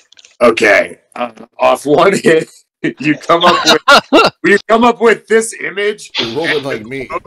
You come up with this image and a quote from Agent. It's in the Barren Heights Discord page. And it's Agent Snolder doing air quotes, and he's referring to the Black Rider, and his quote is, "I have no comments about the so-called air quotes Black Rider," and that's all that you pull off one hit. Okay. I love how Scully looks really, really mystified by his fingers in that picture. I do too. She's just looking at him like Mr. Winters looks at Ichi. Well, at least whenever she's about technology, anyway. Follow her line of sight. She is staring fixedly at his fingers. She's looking at his head. You're looking for. Don't believe me? It's all in the numbers. So yeah, that's all you get off one hit on your matrix search. Okay. What does matrix search under? Computer plus logic. Well, that's totally incorrect info. Well, looks like that's what we got. This Black Rider fellow. Well, fragging weirdo cold case hunters. The Black Rider guy? No. If we can help it, we're staying the fuck away from that. Well, I hope so. Yeah, dude, I totally know who this Black Rider guy is. Okay. Yeah, you guys ever heard of Jonathan Blaze? No. He's totally that Black Rider dude. He has like chains and everything, man. Okay. Have you not read the books about him? Wasn't he like a stunt motorcycle driver? Yeah. Hold on, I'll go over my apartment. I'll go grab one of the books on him. Just go grab a comic book. Winters is just gonna look at him like he's singing more Klingon opera. Like, what the fuck? I totally come back with a Ghost Rider graphic novel. Like, yeah, here you go, June. This is gonna be really. If you never read that, it's really good. Okay, then. Not what I was expecting. I keep forgetting it was my other character that had. Well, I mean, not my prime runner, but my other character that had a knowledge skill of urban legends. Stupid useful. Urban legends was a great knowledge skill. I love that. I also like how buzzing. Like, didn't realize what I was talking about at first. Got it. That's why I started laughing. Well, I'm figuring Winters would not have a clue what the hell you're on about. And this would just fall into that arena of, well, information that he just would not have ever bothered reading. Jim, make sure you don't bend the pages or anything on that. It's really worth a lot of money nowadays. It's the 25th anniversary edition. My dude, it's made with paper. It's Yeah. a book. These things are fragging expensive. Where the hell did you even find this? Paper? What the hell There's is an paper? old rat shaman who sells comic books out of a old 20th century grocery cart over on the other side of the Barrens. He's a really cool dude. I don't know where he finds them all, but he says there's a old bookstore in the Radiated area. Wonderful. Winters is going to hand that shit back like, no, I don't think I have time to eat radiation, my dude. Kat, your character is getting a call right now from your contact Rose. Ah, yes. Hey, Rose. Do you picture Rose as an older person, or what do you think? Yeah, kind of like. So you remember the movie The Craft? Yes, 1,000%. The shop owner from that. Okay, all right. Let me see what I can give you. Domino, darling. Yes. You terrible police officers have just left the shop. One of them has a most despicable aura. Filthy thing. These detectives, they're looking for you. They left me a card. Here, I'm going to send you a photo. Great. You're forwarded it's the exact same cards that were just left for Did they know what they wanted? No, they just had something they needed to speak to you about immediately. Please, I cannot have them bothering me here at the shop, even late at night. I have clients that come by, you understand. Of course. Hey, look, I'm going to be out of town for a week, but I'll try and get these guys off your back before I go, okay? Yes, darling, thank you. She hangs up the phone. If they've been to your place and they've been to your place, you think you're going to go by the GMC and talk to, my manager? Probably.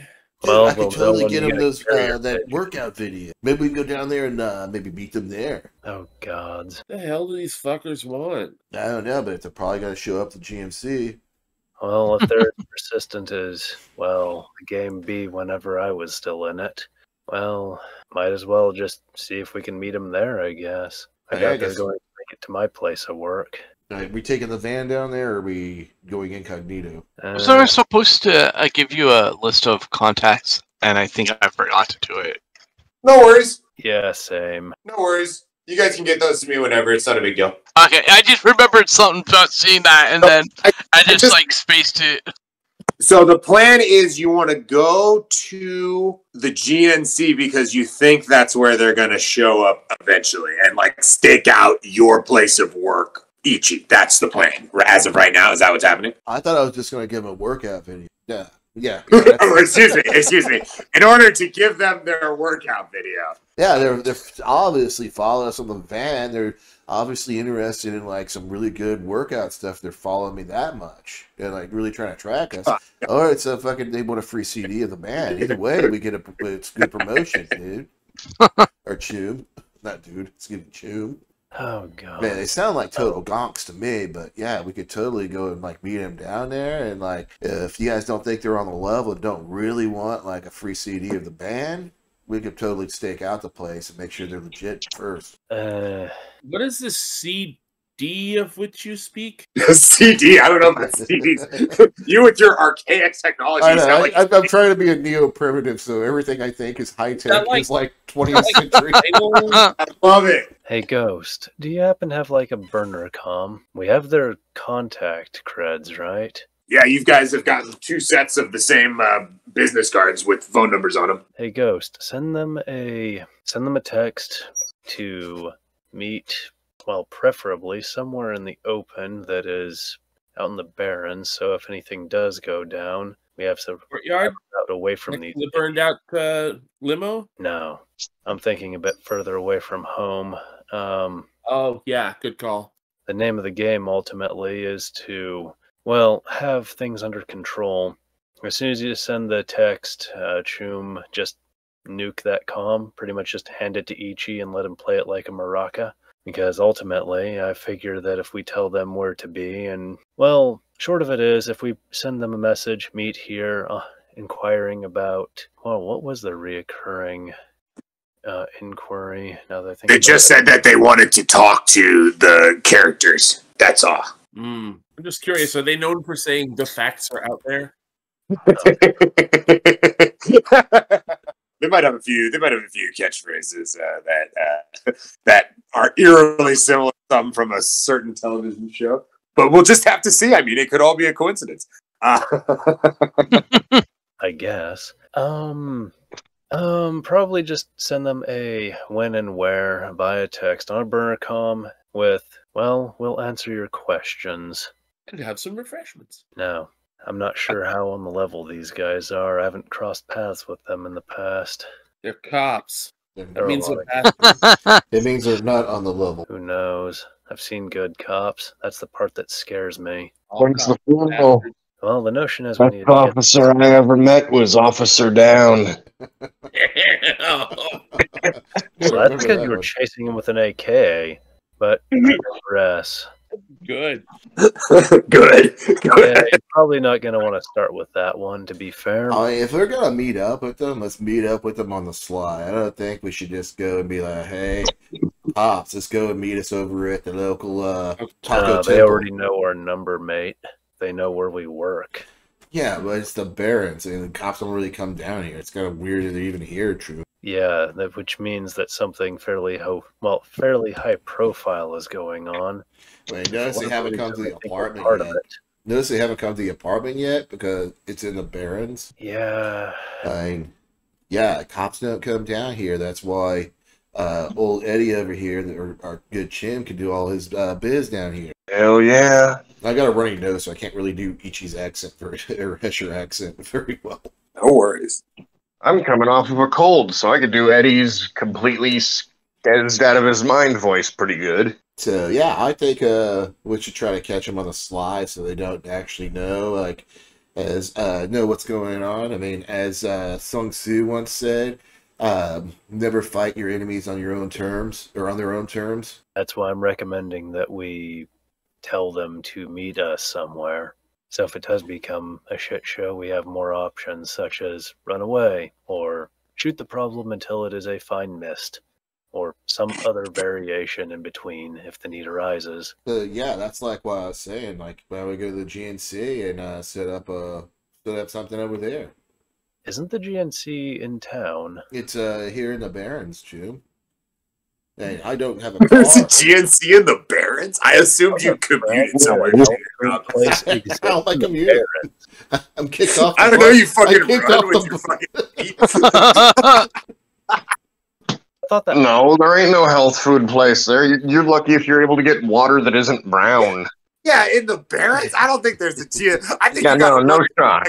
you gotta run to the next town over and catch a bus or something, my man. That would imply that the Barrens is ever a place you want to be, and if you make the Barrens look like a place you want to be, you forgot what the Barrens are. Maybe. What about that place where Gator Jr.'s girlfriend hangs out at? if we do that, then we're going to bring heat to them, and, well, that's kind of a faux Hey, what pas. about that hotel where we fixed their sign? Oh, yeah, that's a totally awesome place. Oh, the No-Tell Motel, yeah. I hear they don't tell what's going on. Do we recall whether or not if that place had a lot of good avenues for escape or not? Yeah, there's a whole bunch of biker gangs that are running around through there. Yeah, it was right off the highway, so there was like multiple highways sort of egress right there. And there was like multiple escape routes from that place. Also, the owner of that place was pretty grateful for figuring out who was messing with his sign. Frigate, we'll probably go with that place. Yeah, Ghost, after you after you send pretty much the Sixth World equivalent of an SMS to these guys. Why don't you have direct Neo there. do it so he can actually hide it? Nah, we're gonna have to. Let's not get the Decker to do actually the Decker stuff. We don't want to stir this up harder than we must. Between these two, they are rather formidable. There's Do you actually have a picture one of this them guy is floating around anywhere? up and the other is awakened. Have you and- showed Ichi a picture of these guys? Did any of us show Ichi that? Oh, the picture of these people? I take it no. I just assume someone holds out their phone for Ichi, like Yeah. what you do They with look like a like this. 6-year-old. And Ichi's like, "You got any game?" What Yeah, games you dude, got on this thing? he looks like a total gonk to me. I think I could take him. Hey, he doesn't even look like he works out. Doesn't have to. He's awakened. So That means he am can I, summon Jim. something from another realm, and it can go and beat your ass instead. While he just Ichi gives you a look of like, Okay, so where do you guys want to set up the meet location with these people? the Probably- Hotel Motel, I think, is what we're going for. That's the one? or Yes. somewhere adjacent. Just Okay. sort of in the neighborhood. If you send that text message, or when do you send that text message, I guess, Ghost? Is that what we're saying? Is no tell motel? Yeah. Yeah. Okay, when the text message gets sent, it's like immediately like ... like someone else typing on the other end, and then just like, okay, smiley face. Toss the comm link to Ichi so that the logical thing will happen. I catch it and look at it like, what? What? Yeah, you don't even need to roll dice. It just starts sparking and like burr burr burr burr burr. Like at the screen. Literally makes my! I put it to my ear. Hello?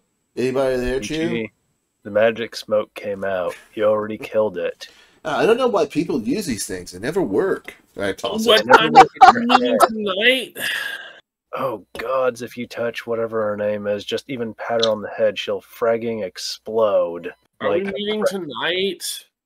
Yeah, when did you guys set the meet for? I think it's more of a Mr. Winter's ghost planning there. Well, we'd have to do that within our open time of our schedule so that we have the lot of us ready to handle this matter. Well, we've got everybody here, so. Frag it. Let's go. Okay, they the message says like, I'm gonna order a large calf bow to go. Yeah. Was that the guy in that picture? Was he the dude from that TV show, the Red Shoe Diary? The Red Shoe Diary. The TV. Well, There's an old Showtime TV where the Mueller guy read off like pornographic stories. Yeah, I know. It's mainly taking the piss. and on that note, It was actually a very popular TV show at the time. all right, let's take a 5-minute break to reminisce over whatever that Showtime program was. We'll be back in 5 minutes, and we will get on with the game. I loved him in Evolution too. Hey man, are you hungry? Yeah, but where are we gonna find something to eat so early in the mornings? Stuffer Shacks. That's right, Stuffer Shack. Best place to stuff your shack. Open 24/7 and located on any street corner where extra legal activity is found. As technologies and its subsidiaries cannot be held legally responsible for any accidental death or explosive diarrhea while patroning Stuffer Shack. So how are we meeting these guys down at the Hotel Motel? Ichi could get back up into that little that little hiding spot up in the building across the street to be able to keep an eye out of what's going on. And if they come rolling in with heavy security, I can let you guys know. We're probably going to want to roll up in cars, honestly. Because that van is pretty much just a radio station that's, well, rather apparently busy. Well, let's go talk to the guy at the Hotel Motel first. I guess we should have done that already. I figured that we'd be adjacent to it, just that part of the world. It's in Redmond. It's not that far away. Yeah. Yeah, you guys can definitely just meet someone in the party. Yeah, so let's go down there, talk to the guy, rent a room at least, I guess. And I walked away for a second right when we were saying that. Sorry. Yeah, you guys can. I mean, if you want, you can just get the heads up. You can give the hotel manager the heads up that you're going to talk to someone in the parking lot or whatever. I don't think you need to rent a room or anything in order to talk to someone in the parking lot. Okay. So yeah, Mr. Winters, Domino, you guys want to go do that? Talk to the dude, talk to the chum, and I'll go set up and keep an eye out, and I can be back up in case they go start going I don't heavy especially with want to talk to No Popo, but I did tell Rose I'd get him off her back, so I guess I can find out what it is they want to know. Well, I figure I might as well see what their game is as well. Not gonna be great. All right, you need me to roll to get back up in that little hidey hole there, Jim? So Ichi, I want to be clear. Well, I don't really need to pull the map up. Not really. No. Yeah, Ichi, you don't need to roll me Dice, if you want to go back to that spot overlooking the parking lot of the motel that you the other job, you already know where it's. That way, if they start rolling in with like some street units of Lone Star, I can give them a heads up. I got my old school 1980s like That's fine. 1990s like Ninja Turtle walkie-talkie from way back in the day. Got it. Yeah, you're able to get up there, no problem. You don't run into any homeless people this time. I recall you failing perception checks and having to deal with someone last time. But you don't run into anyone this time. I don't think you realize like how fast my guy is either. So you are up and you're overlooking the parking lot. Is everybody else going to actually talk to these detectives in the parking lot? I'll meet with them. I'm not promising to talk, but...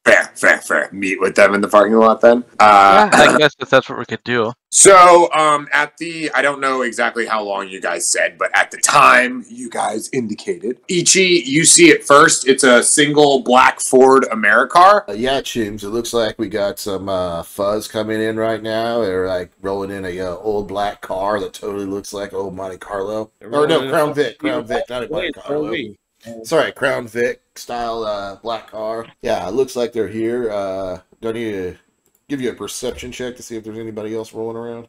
If you want to see anything besides that there is now a car on this previous scene, I definitely do. Roll your perception is tied to intuition, correct? Yes.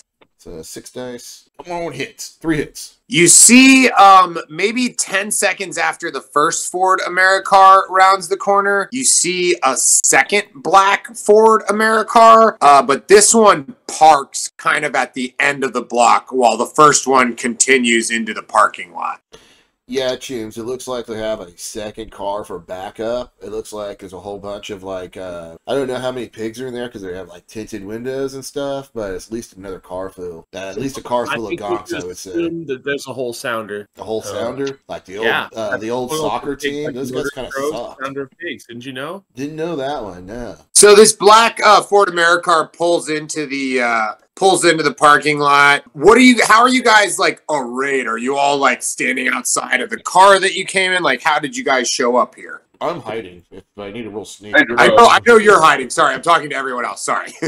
I would show up in the car if I did it in person. So I guess my question is, you guys all like standing around the car? Yeah, like, where's everybody at? I assum like that's what I need to know. Neo's hiding in the car because he's gonna go. He's a technomancer too, so to use any of his hacking, he has to go full VR and limp. Winters and Domino are front people, so I'm pretty sure one of you two are going to be out there talking to him. Eddie, I don't know why Ichi's making these ideas, but this is actually total metagaming, so I'd probably say put Eddie somewhere to pull full auto backup with his AK somewhere. And like Domino, do you think you could throw some kind of like whiz-biz over this so we look all kind of like cool and badass? I can definitely Make us look like we're dressed like the guys from that band Slade. Oh, good. Well, I mean, I don't have the fashion spell, but I can. Oh shit! Fuck that! I do have the fashion spell. Yeah, I can totally make us look like yours out all the way.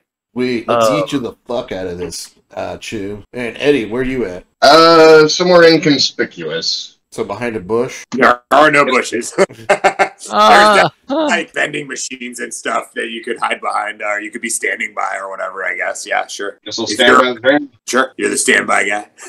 Okay. And then I guess what is Ghost doing? That's the last person. Sneak up on the roof. Man. You got some pretty cool shooting skills, right? We may not have Lee. Okay, no worries. We'll just say he's in the van until we hear otherwise. So this car pulls up, and I guess it's sort of Domino and Mr. Winters out front, right? That seems to be the consensus here. Yeah. Okay, so the car is going to it's going to pull forward when it's about. Wasn't Domino? Weren't you going to do some whiz-biz? Yeah. I was actually just looking up how that spell works. Oh, right. I completely forgot. You're going to make everybody look like something. Slade, badass British glam band. I didn't know badass and glam could go together. British glam is actually really good. Honestly, I just got my stage outfit together. Fuck it. If we're appearing as ourselves, I'm just going to wear that. That's one less spell to cast. But okay. I'm going to have to throw 4, probably rating 4 fashion spells to get over object resistance. Fortunately, Drain on fashion is pretty straightforward. Lee sent a message saying we couldn't hear him, so I think he jumped out, and then he's going to jump back in. True. I could. There he is. Can you hear me? Yes, I can hear you now. Yes. So where are you Okay, at next to me? I say you Where am sneak I? up. Yeah, I say you sneak up on the roof and pull security up there. I'm not sure what kind of gear you have though. Like, you have, Well, I figure since I texted them, I might want to be there to talk to them. Yeah, fair. They're like, so where's the guy who texted us? And you're like, he's on the roof. and I have one in pistol combat, so like shooting from the roof is probably not my best thing. So I'm going to say I'm standing next to a car, just not our car, somebody else's car. Cool. So I have a place to Okay. duck for cover. Totally. Okay, so as you guys, I guess Domino and Mr. Winters are sort of in the foreground of things. The car is going to pull forward to them when it's about 15 feet away or so. The car will park. They'll turn it off. You'll see David Duchovny and whatever the actress who plays Scully. David Duchovny as an elf and Gillian Anderson. Gillian Anderson as a dwarf, basically. As a dwarf. If anybody wants to make any additional perception checks, astrally perceive anything like that, now's the time to do that. Eddie ain't got the training for any of that. I'm gonna keep. Eddie's, I'm rolling right now to make sure there's no other backup and nothing's moving in on us. One hit. you don't see that car that parked on the edge of the block move. And Cat got 2 hits on the fashion spell. Fashion spell goes off. Nice. You got your grain. Working on it. I'm gonna Got do a it. perception Nice. check to see if I see anybody else like coming around. Totally. I just rolled a managed 6 2 down, 2 to go. perception check. I got 4 hits on my perception check. 4 hits, nobody else. You don't see anything else. You don't see a drone. You don't see anything else anywhere. Just this car. Winters has 6. Okay. On a perception check? Yep. Yeah, same thing. You don't see anything else. It's just this car. I don't even think you guys could see the car that's parked at the end of the block from where you're at in the hotel parking lot. So, yeah, you don't see anything else. Fashion spell goes off. What do you guys look like? I'm sorry. What was the description, Kat? So basically, I'm doing glam makeovers for everybody that didn't just drop 1,000 creds on, or a couple thousand creds on the new stage outfit. So you're wearing your outfit that you made. I ended up with 3 hits, 2 hits, 1 hit, and 3 hits. So I'm imagining the 1 hit is the shittiest looking outfit. Let's see. Okay, yeah. We can play Eeny, Meeny, Miny, Mo for who gets that. Hang on, I know exactly what it needs to look like. Yeah, remember, it only affects the people you can see right now. Well, no, fashion is actually a manipulation spell. It really does change the clothing. But you have to see That's the why I clothing had to to cast change it it. 4 fucking times. So everybody looks like members of Kiss, basically, like glam rocked out. Hold on, I'll post a picture of Slade. Oh, okay, I'll let you guys post the pictures of what exactly you look like, but sufficiently glam rock out. So as the detectives get out of the car, is this the photo right here? Is that what appears like the members of the Wow. so incredible. So old glam, it's practically mod. The detective Snolder, the tall male elf, kind of gives like an approving nod to everyone's outfits and is like, excellent, turn of the century taste, looks great. So you guys probably wondering why we're shaking every tree looking for you right now. Didn't think we were that hard to find. Yeah, sometimes it pays to just rattle people a little bit. It's nothing personal. It's just how we do business. So I've got a favor to ask. What do you guys know about this man? And the Agent Mully, female dwarf, sort of approaches you guys with like I think like a tablet or something, and shows you you guys a picture of Izaya Orihara, the Japanese band manager for Chum Chum and the Tantrums, who you met with in the last session. Blaze. I don't think I've ever seen this man before. The Agent Mully scoffs kind of in her throat. And you're being shown this picture of Izaya Orihara, and everybody's response, to be clear, is like, I don't know that guy. My response is, I don't think I know that guy. Okay. So what about... I've never met him. And Mr. Winters, they're looking at you. Should we know this guy? Okay, sure, no problem. Agent Snolder smiles broadly, kind of runs his hands through his hair. He's like, it's no problem at all. Just thought you guys might like to know who you were getting into bed with is all. So, what's the deal with this guy? I'm Dude, ask him, definitely not like, how is he going to anymore tell with us if that. he doesn't know who he is? I'm sorry. Like 3 people said something at once. Let's let's go one at a time. I was What just was being that? snarky. Count me out. Okay, got it. Somebody Same else here, said same something. here. I was like, I'm not even there, so I shouldn't even be talking. I was Yeah, like, you're not even there. I was like, No, hey, no, ask no. him, like, how would they tell him, like, Ichi's on the fucking, like, walkie-talkie, if anything, be like, hey, dude, like, ask him, like, how they would tell us who he is if they don't know who he is, Jim. Okay, just being snarky. That's, like, okay. a really dumb question. If they don't know who he is, how are they going to tell us who he is? Yeah, let's start off with who this guy is and why we should know who this guy is. Well, his name's Izaya Orihara, or at least that's one of the names he uses. He works for the Yakuza. He's an exceptionally dangerous individual. Splendid.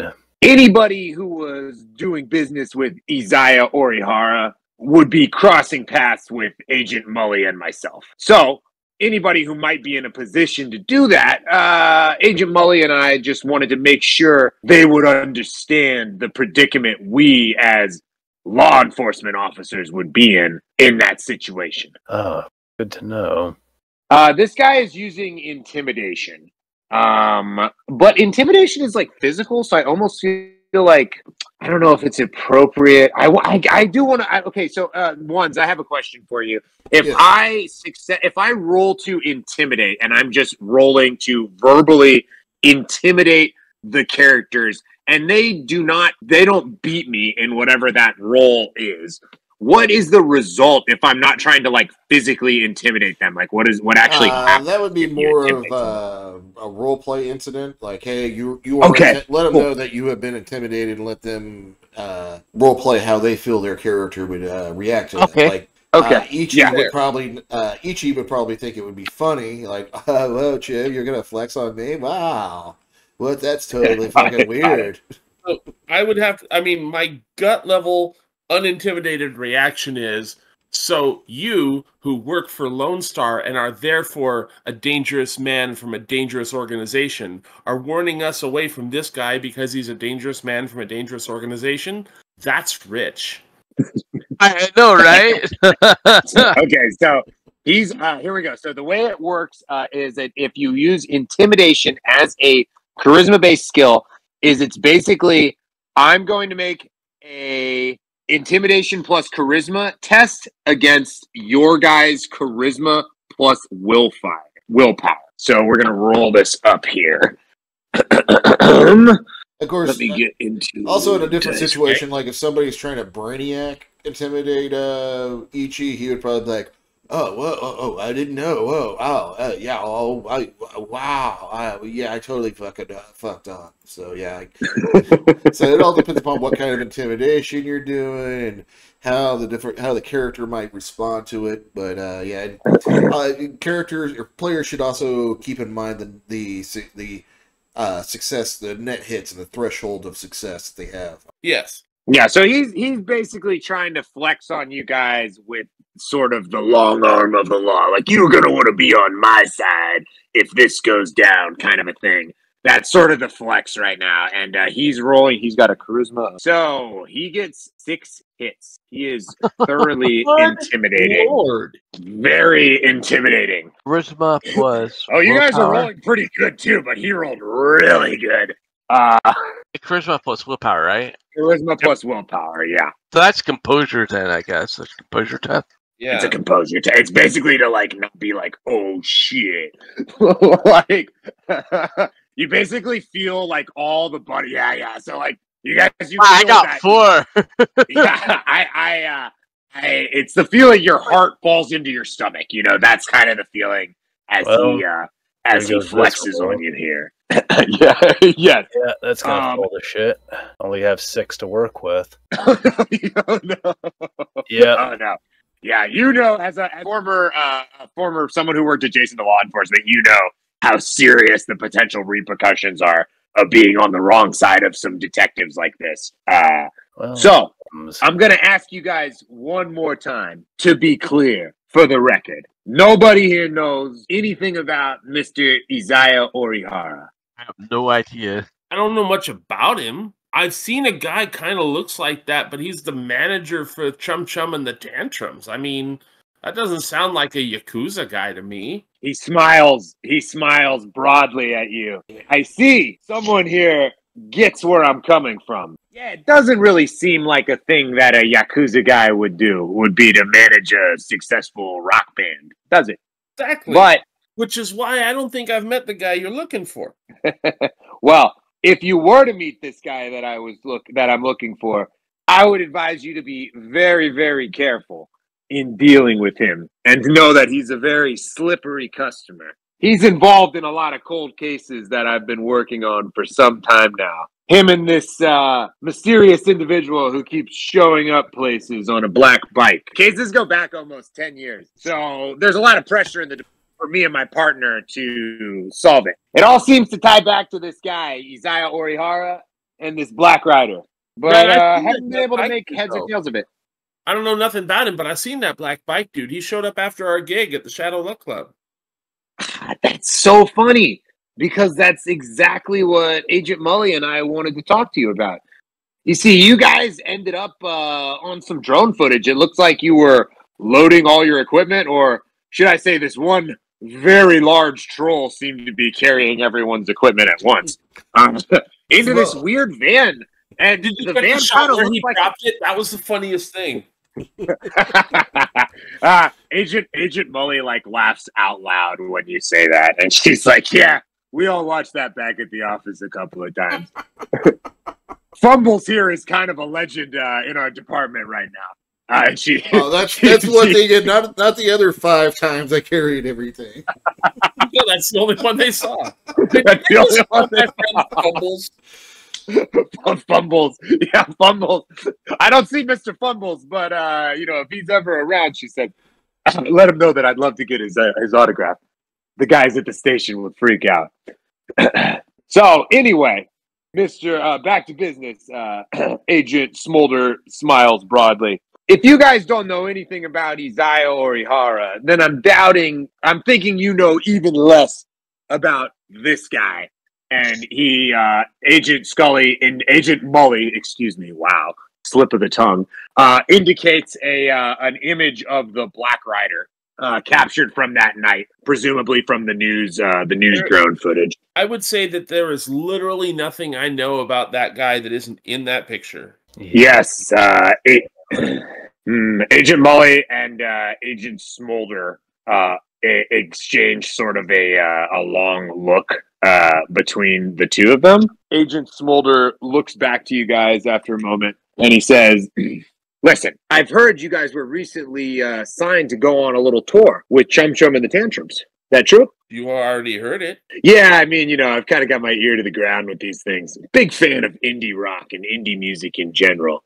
I'm a real fan, real audiophile. Well, here's the thing. Anybody who was spending a lot of time around Chum Chum and the Tantrums would be spending a decent amount of time around Isaiah Orihara. And anybody who had... What was that? He's not in the band. Yeah, he's not in the band, but, he's kind of their manager, and he seems to be around a lot in all of these pictures that we've managed to get here. And Agent Mully starts kind of flipping through on the tablet, and you guys see like surveillance photos of Chum Chum and the Tantrums, and a lot of the background of these images, you see Isaiah Orihara and the quiet sort of Japanese cybered up guy who he was with at the meeting with you.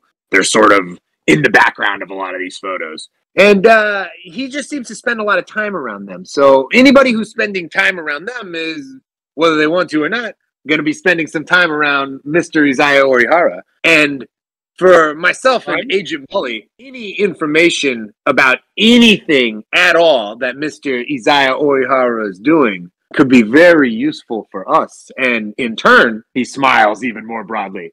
That could be very lucrative for you and your friends. So wait, are you telling us to avoid this person, or are you telling us to gather information about this person? Because if I'm going to be intimidated by the Popo, I really want to know what it is that they're trying to tell me to do. Exactly. Yeah, and if you're on about this guy being a source of multiple cold cases, yeah, you're kind of queuing up the odds that if we mess around in this particular arena, we'll end up a cold case as well. That isn't terribly enticing, I've got to say. Dude, you gotta watch out for those. All right. I'll tell you what.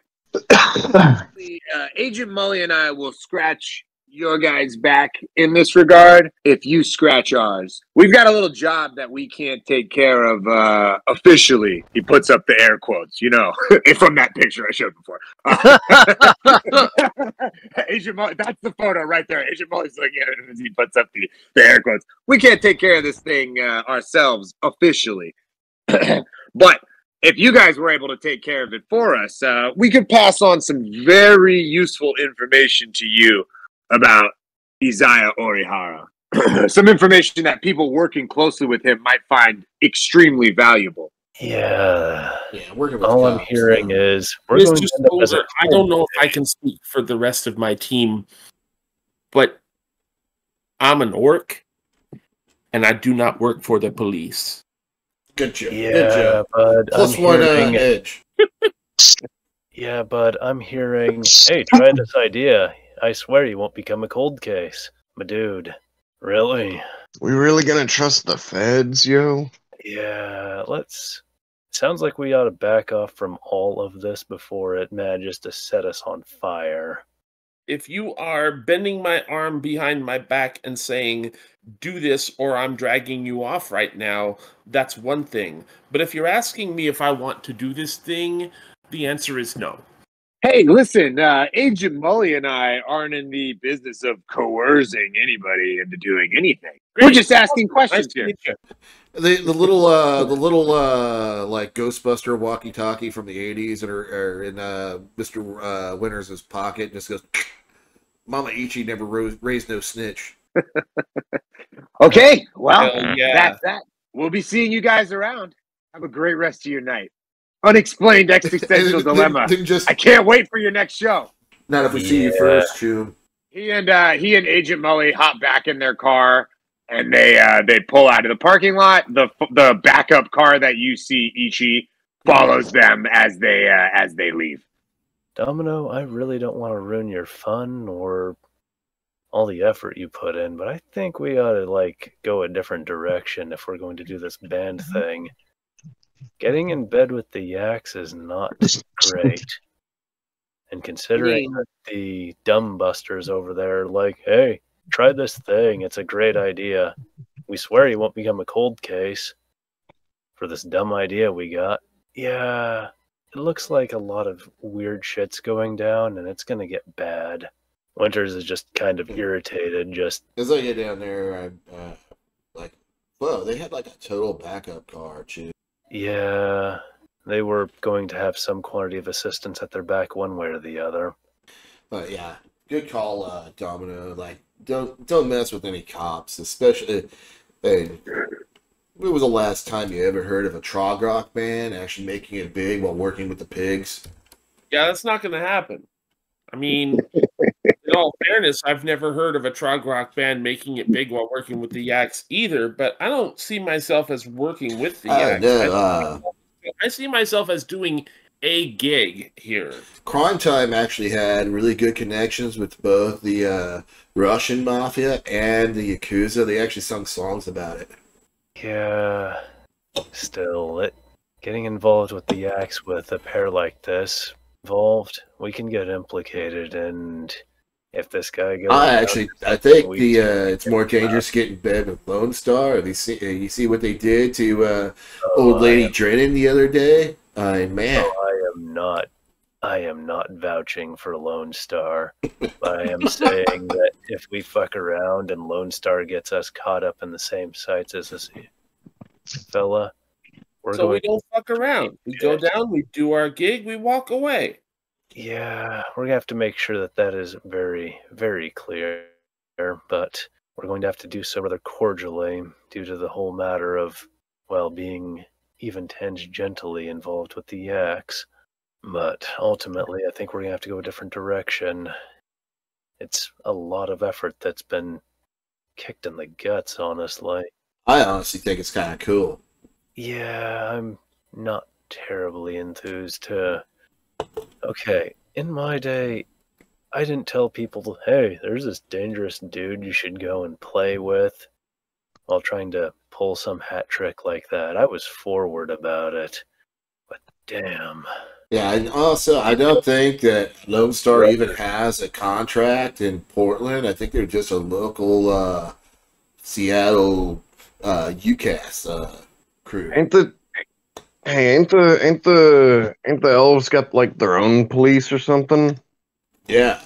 So it should be totally good. It should totally be good going down to Portland. Like the Keebler cops or something. They do have like the tier defense force. That's like basically military police that like serve as the ops as well as the armed forces for. Yeah, the tier police are nothing to fuck around with. They're worse than Lone Star. Yeah. But They actually give a shit about the country they're in. and they don't want you there. My concern is that Mike may have some trouble, though. If they're shaking us down, we're going to have to probably talk to him as well to figure out what sort of shape his situation is. I know Mike pretty well, Chip. He's got his own contacts. He should be able to do... I don't mind going Australian instead of Hesher. But he should be able to handle himself. We should let him know that they're looking for these guys. You're talking about Mike, the booking agent? Yeah. Yeah, does someone want to call him? I can't. Unless Mike has a fucking Carrier pigeon? carrier pigeon or some kind of like 1980s cartoon walkie-talkie in the back. No, he does not. I can call him. Sure. The phone rings a few times and he picks up. Hey, this is Mike. What's going on, Domino? Hey, nothing much. We just got accosted by a couple of detectives from Lone Star. Yes, Agent Mully and Smolder. Yeah, those jerks. Yeah. Just wanted to make sure you had the heads adequate. up. Sniffing around Chum Chum and their alleged manager, who is allegedly a Yakuza guy, allegedly. Yeah, so listen about that. Remember when you guys got this first gig and I let you know I set you up with the meeting with Isaiah for free, but that if you wanted to present you as your manager, I would need 10% going forward? Uh-huh. Yeah, I do remember that. Well, the deal is kind of that I can help you guys a bit with some of these things going forward. I could have given you a heads up, for example, that these cops were coming around looking for you, and I could have given you the heads up about why they were doing that, too. You know, I'm pretty plugged into things. I'm something of a little bit of a fixer when it comes to these things, you might say. So, listen, you know, for the sake of yourselves in this tour going forward, I'm happy to represent you. Just FYI, we accepted his offer last session. Oh, I completely wrote down that you did not. Oh my goodness, I must have misunderstood. Ichi's actually are friends with Mike, so he was actually a contact of mine before he was in the campaign. He was supposed to call you guys to give you guys the heads up. I mean, I guess that happened anyway. Other people's contacts called you, but yeah, that's my bad, guys. I wrote that down incorrectly in our last session. Sorry about that. So yeah, Mike, as your manager, I guess maybe he was one of the people, if we retcon this, that hit you guys up. He hit us up, but he was busy doing some more Shadowrunner stuff. I couldn't give us all the information. We filled in the gaps with the other team. Cool. So Mike lets you guys. He's letting you guys know. Listen, you know, when it comes to dealing with guys like Isaiah and stuff, I mean, these guys, they're straight up snakes. If you guys have me, now that you guys have me representing you as your manager, if you have any questions about any of this stuff, let me know. And listen, if people like Isaiah are offering to do you a favor, it's a double-edged sword every time. You get what I'm saying? So if you wanted, you can always run this stuff past me. Do you know anything about these insects that are putting in the van? I'm sorry. Can somebody translate? And also keep in mind, Can Mike, somebody translate what Funko is saying? Mike is one of my contacts before he was in the campaign. Oh, he's your contact. I misunderstood that. He says, Ichi, what are you talking about? Man? He actually knows me. I know because he's a Sons of Sauron representative, and that's how I got him how I bought him as a contact before the campaign started. Because he's one of my NPCs.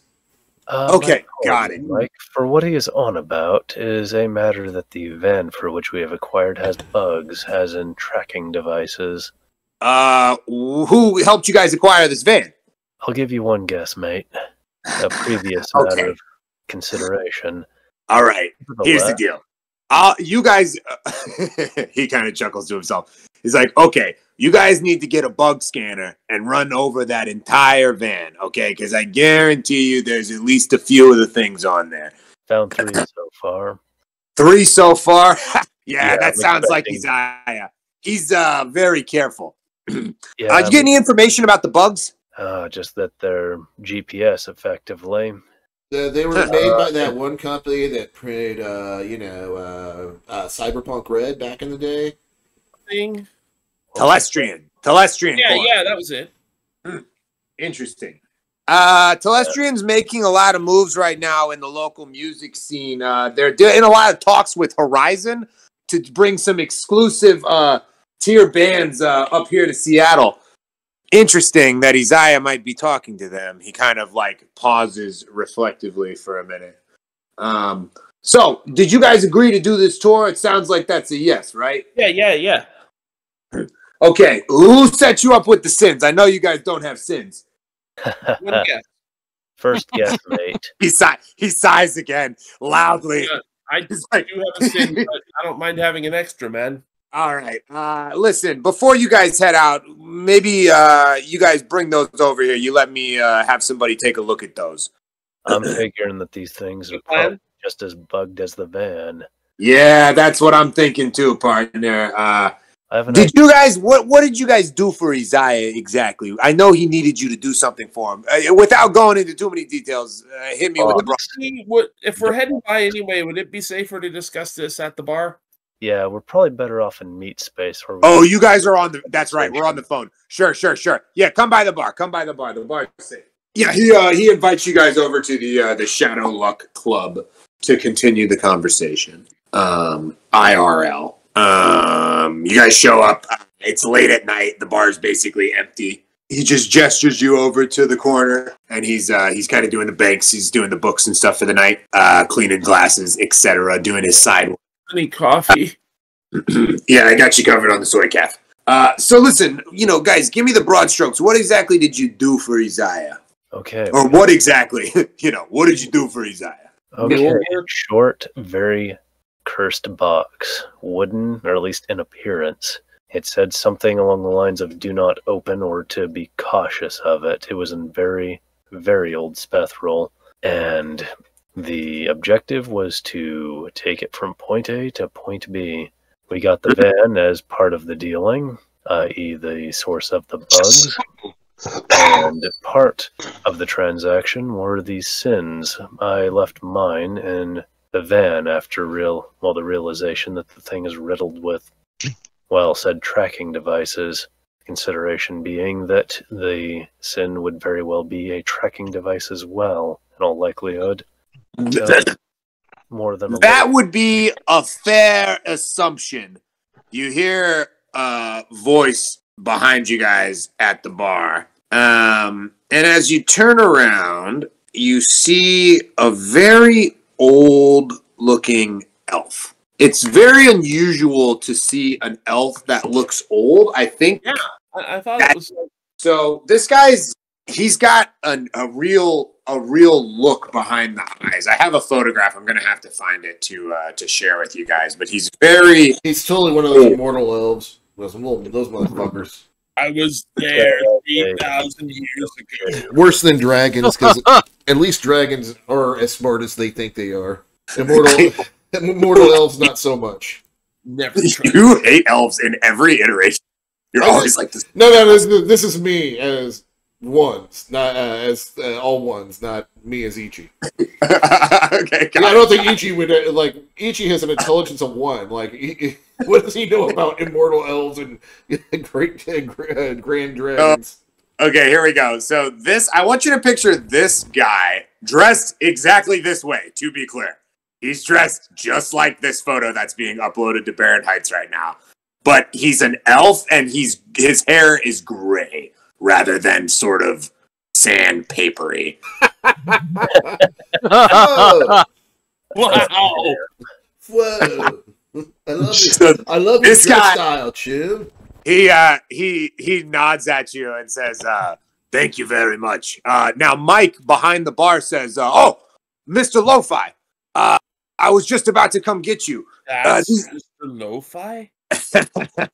The elf kind of chuckles. Yes, yeah, in the flesh, kid. He says, "Listen, guys, we should go talk down at my office. Come with me." Whoa, Chim, Yeah, that your sounds office good, mate. has a light out down there. Oh, you're talking about Franklin. He chuckles again. Don't worry about him. Franklin's fine. He does what I tell him to do. Come with me. He beckons you guys into the downstairs of the Shadow Luck Club. This is a whole new area I never knew about. Well, you guys have been I down here. love the world building on this. I love the world building. Oh yeah. Oh right. Of your own club. Yeah. So he's beckoning you guys down into the green room, which you guys went into when you performed at this venue. Mm-hmm. So he takes you guys down the path that you might remember the aggressive German troll bouncer told you, like, do not ever go down this hallway for any reason. And you might also, it sounds like Ichi definitely remembers that it was very scary and dark. Yeah, But I'm rather hesitant to go down there. I definitely don't go first. But I try not to let anybody notice. Like I'm avoiding not being the first one down. I remember that CC&T went down there, and when we asked about that, we were told that they were invited. Yeah, well, excuse me. I'm trying to work a voice Well, it out. sounds to me like we're invited now. Well, that would be the thing. Oh yeah, okay. We're gonna go with like a groovy '70s guy voice. Here we go. I love it. Well, that'd be the thing, Chummer. Franklin doesn't let anybody down the hallway unless they have my permission. You know what I'm saying, Chum? I love the tune. I can dig it. Groovy. Come with me. You guys are all groovy now. I've specifically been doing cyberpunk slang because it's the old out-of-date slang because I'm a neo-primitive, and I love how you do it in there as a 1970s guy. This guy vibes with you 100%. I picked this photo. You guys can see this photograph, right? That I uploaded. I love it. Yeah, that literally was like, oh yeah, this is a good one. I love where you're going with that. I love how you picked up on my slang is what I'm trying to say. And why I'm using the cyberpunk slang instead of the Shadowrun slang.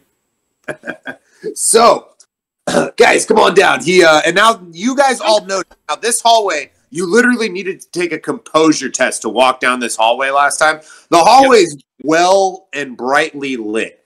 Looks. You changed the light bulb, Jim. Yeah, well, Franklin. He's he's a real groovy guy, isn't that right, Franklin? As he says that, the lights blink twice, very rapidly, and then return to being blazing bright. I totally waved at Franklin. Franklin's super groovy. You guys can meet him once we come into my office. Step on in. So, really quick, pausing. Ghost, you actually broke into this office before. Yes, I did. That's why I'm trying to stay really quiet around this guy. So, Ghost is the only person who's been this far down the hallway. So when Ghost went down the hallway, he had to pass a composure test because it was very scary and the lights were flickering. Ominous things were happening, ghostly activities. But you managed to stay composed and you made it there. You picked the lock. It was like an old-timey kind of style lock, and you picked it. Maybe with your auto picker, as I recall, and you were in. And what you saw was a small room with 4 chairs in it, 3 on one side and 1 on the other side of an old-timey desk. And you also remember seeing an antique radio in there, as well as an antique-style ink pen, sat in one of those mounting things, and a yellow legal pad of old paper, Right. old lined paper. So it's the same as Mr. Lo-Fi unlocks the door and opens it up. Everything is the same, only the space is big enough to accommodate everyone in the group, including the trolls. So nobody else notices this, but for you, it's like, last time I was in this room, it was barely big enough for 4 like regular sized metahumans, and now the room can suddenly accommodate multiple trolls. So you notice he's a free spirit, not a mortal elf. You notice this, but nobody else knows this. So I'm picking that out for you right now, Lee. I think if it would be interesting to me if our group is exactly the right size for this room. Like, we're not cramped, and there's no extra space with, what, fucking 7 of us, and 2 of us are trolls? Exactly. That's kind of weird. Yeah, that's exactly the vibe that you get. Like, it's strange. It's unusual that you're all able to sit and there's just enough space for everyone, you know? It's very unusual. You also don't understand, like, I'm not even going to call for anybody to make, like, a test here. It doesn't make sense for the dimensions of the hallway that you walk down for this room. You're like, how is this room here? How is it this big? Like, it doesn't make sense. Especially knowing logical size for the area. Yes, correct. So Mr. Lo-Fi invites you guys in and, you know, says, please be seated. The chairs, the table, the old radio, the old-timey pen. There's an old Tiffany lamp on the desk. Everything in this room feels like old, like 20th century old, you know? Oh, Seems like you guys have been dealing with some of the... Man, I got to figure out a voice for this guy. Hang on. So, my groovy guys and gals, seems like you've been dealing with some of the more, shall we say, dangerous people in the local Seattle music scene. I mean, crossing paths with Chum Chum and the Tantrums and Isaiah Orihara, and you guys have only played 1 show so far? He kind of wiggles his eyebrows excitedly and does the Mr. Burns fingers in front of his hands. It was like totally a good show, too. Hey, man, what's the next big thing? Oh, I was extremely impressed with the show. I have to tell you, I was the one who suggested to Mike that he represent you as your booking agent because I see real. Thanks, Shibata. You need like an autograph or something? Oh, Chum, we're not quite there yet, but maybe one day. He laughs. So, if you guys are dealing with Isaiah Orihara and going down to Portland, you should probably know a few things. Oh, apparently. Well, do you recall that Black Rider showed up, big bike, made a lot of noise, vroom, vroom, vroom. He does like a gesture of a motorcycle revving. Well, did any of you Chums notice anything about that bike? Like anything unusual? He kind of like raises one eyebrow at you. Yeah, it made like a horsey noise. Sound. It did make a horsey noise, didn't it? Yeah. Listen, Chum. He was like some kind of pollution spirit or something. Yeah. I don't know if I would call it he puts the air quotes up, pollution spirit. But whatever that thing is, it's bad news, Chum. Yeah, you did? I would agree with that. Now, there's something about this Black Rider that everybody from here to Portland is talking about. The thing's been around for damn 20 years, as far as anybody can tell. It's got local urban legend status down there in Portland. I guarantee you, when you're playing these shows, people will be talking about it. It's all the buzz down there with the gangers and the go-gangers.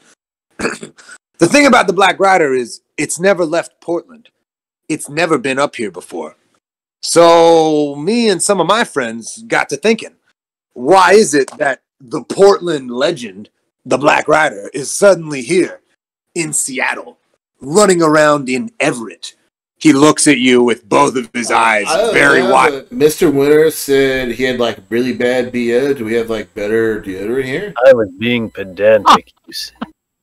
Okay, the short of it is, it appears that he has a bunch of odd wafts around him. What is that? People have commented on Black this. Rider's typical MO. What does he do? Is he just there? Back. This is not me saying this. This is me thinking this. How did the Sons of Gimli particularly react to the Black Rider when he showed up?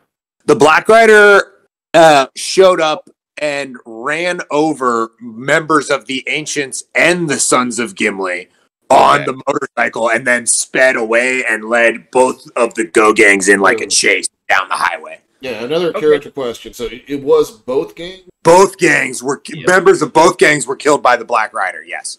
So why would he want to give up the black box, which is obviously connected to the Black Rider, to the Ancients if he killed both? That's a meta question. That's metagaming if you go off of it. So this is something to think about. Yeah, Winters is trying to ask this guy, like, what is the Black Rider's MO? What is his typical inclination? Check it out, Chumba. It seems like the Black Rider is always doing what someone tells it to do. Well, the real question is Mike actually in the room? Mike's not there with you guys. He's finishing up behind the bar. The real question is, how does someone control the Black Rider? Now, bear with me, Chumma. What I think is it has something to do with whatever was in that old box. The one with the ancient elven language. Yeah, I was just about to lean over to Domino and be like, what about the box? Do you think that's it? Yeah.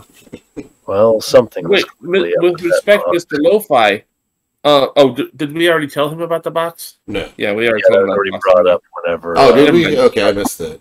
Sorry. Yeah. So, why would the Ancients want the box then, Chumba? They want to control the Black Rider, maybe. We think that the Ancients are working with Isaiah Orihara. We don't know exactly how they're all connected yet, but we think they're definitely in bed together. I would say that's confirmed based on our interactions. Well, Isaiah literally hired us to retrieve the van that was containing that box and fork it over to the Ancients. Yeah, and from the sound of it, from a pair of detectives, as near as they understand, he's involved with the Yakuza. Why would Isaiah want the Black Rider to mess up the Ancients and the Sons of Gimli if he had already controlled the box when that was happening? Because Isaiah doesn't care who gets hurt as long as he gets what he wants. That's how he's always operated, my man. The guy's a cutthroat. From day one, he's acted this way. I wouldn't be surprised if he would bite. Was it like a show of force or something, Chip? No, man. I think the better question is, why would Isaiah want the Ancients to have the box if the box controls the Black Rider? Whoa, good question, Domino. Yeah, and that's the question that I'd pay big money to know the answer to. You catch my drift, Choom? I catch your drift. Yeah, the concern I have is that this guy dig that rap. A lot of trouble, though. All right, I got a question for all My you. mama didn't raise no dummies. What's Isaiah paying you for this set? What's he paying you for the tour? I think remember. It's $3,000 a show. $3,000. So $9,000 total. That sounds right. Yeah, $9,000 total for 3 shows. I mean, it almost sounds like we're more doing it for the exposure. All right, check this out, Chooms. You figure out what's in the box and what Isaiah's doing with it, I'll double your money. Lo-Fi, the matter is that whatever is going on with that box is clearly very dangerous, and I'm fairly confident we're in over our heads if we play with whatever is in there. Hey, don't worry. He's going to roll. Mr. Winters, don't worry. I can. I've had to deal with a few spirits before. If you're going to do some urban like scavenging to find good food within the sprawl, and I kind of light up my hands with my killing hands. You're gonna have to maybe roll with a few spirits. So yeah, I can totally take care of that. It's like So I think we got this. A few spirits. All right, Mr. Lo-Fi is good. Negotiate here, and he's offering you guys more money. He says, okay, double money, not enough? No problem, Chooms. How about we triple it? You can't understand how important this is. I need to know. So he's offering you guys, what is he offering you now? 18. He's offering you guys 27,000 New Yen right now. If nobody else is going to negotiate, I'm going to negotiate. I don't have any negotiate skill. I'm on about Mr. Lo-Fi is that we have to approach this thing with care. I don't know enough about what's in it, and you are seeking to find out as well. Ichi's, Do you have any would-be recommendations as far as approaching how to identify the contents of this box? Listen, Chum, I'm not going to lie to you. I don't know that much about all this magical hoop and holler, but my assistant, Franklin, well, he can help you out. Franklin, where you at? Ichi's going to probably, since Mr. Lo-Fi is working with Mike. Mike's one of my contacts and an old friend of Ichi's.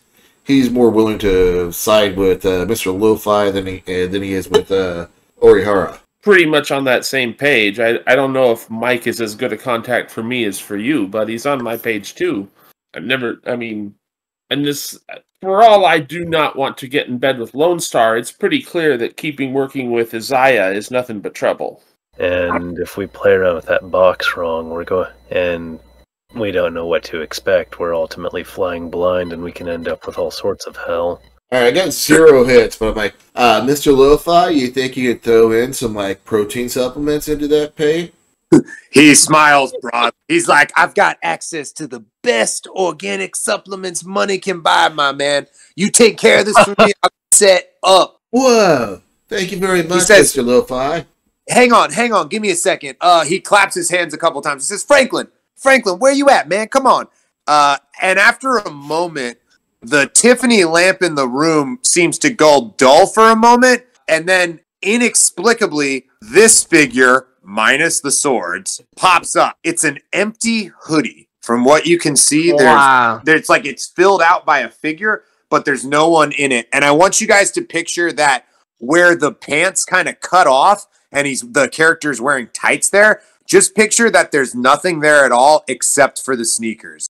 And there's nothing coming out, you don't see any hands coming out of the arms of the hoodie. So it's sort of very bed knobs and broomsticks. yes. It's just like a ghostly set of clothing, basically. And from this ghostly set of clothing emits a very bored-sounding voice. It's like, yes, it is I, Franklin, returned from eternally traveling the plains to answer your call, Mr. Lo-Fi. What can I do for you? Mr. Lo-Fi takes a moment and says, if any of you chooms have any questions about the magical end of things, you can relay them to my assistant Franklin here. He's much more versed in these things, as you can see. Yeah, are you the one with the protein powder, Chumba? You require protein powder? The powders I will provide you with. The concoctions of organic excellence. Merely stand here. And, seemingly out of... I totally, stop and, freeze, when he says stand there, better not move, because if I move, he's not going to get him. Seemingly... I'm happy beyond capacity for words that he sounds like Professor Orpheus. I'm 100% going for Dr. Orpheus here. He reaches into the brick wall and suddenly almost opens it like it's an old-timey filing cabinet, and he pulls out, and when I say pulls out, you don't see his hands, but this bag of protein powder says it's derived from the finest peas in all of Pennsylvania. He hands it to you and he says, surely this protein powder will make I totally test it like every single cop in any TV show that gets cocaine. I lick my pinky finger and put it in there and I taste it. What is it? How is it? It's excellent. This protein... It totally does have every pea in Pennsylvania, Chun. Indeed, sir, I would not lie to you. So, now that the protein powder is out of the way, questions? I must do what Mr. Lo-Fi instructs. Please, if you have any questions, I'm happy to answer them. Winters puts his hand up politely. You there, the handsome, dapper man. What can I do for you? The box for which we'd been tasked to assess the contents of, it has a warning in ancient, well, rather old Sparathriel. I'm not sure if it's ancient, but I did not understand it as well as as one would expect. It has a warning that is pretty foreboding that it is likely cursed or dangerous in some capacity. I wasn't able to work it out exactly. And I speak over 200 languages, both found here and in the outer planes. Perhaps if you could draw this character for me, I would be able to decipher some meaning from it. Here, please. That character, it's like a bird, a stork. He offers you the pen and the old legal pad. They sort of just float through the air, and he hands them out to you. He's like, "Please, sir, draw it for me." Winters is just going to copy everything that he got from his glasses, and just down on the piece of paper, just verbatim. Ominous, foreboding, danger is afoot. Surely you did not open the box that you saw these letters upon. Do we look stupid? Ichi kind of looks at Domino and like, yeah. Kind of like, yeah, do we? Domino, you shouldn't ask anybody that question. It's, anyway, Franklin, what kind of hassle should we expect? The box it looks like it's wood, but it doesn't feel like it's wood. That is one of the matters that are rather apparent. The box is made of a stone, a specialized stone, transported here from far, far away.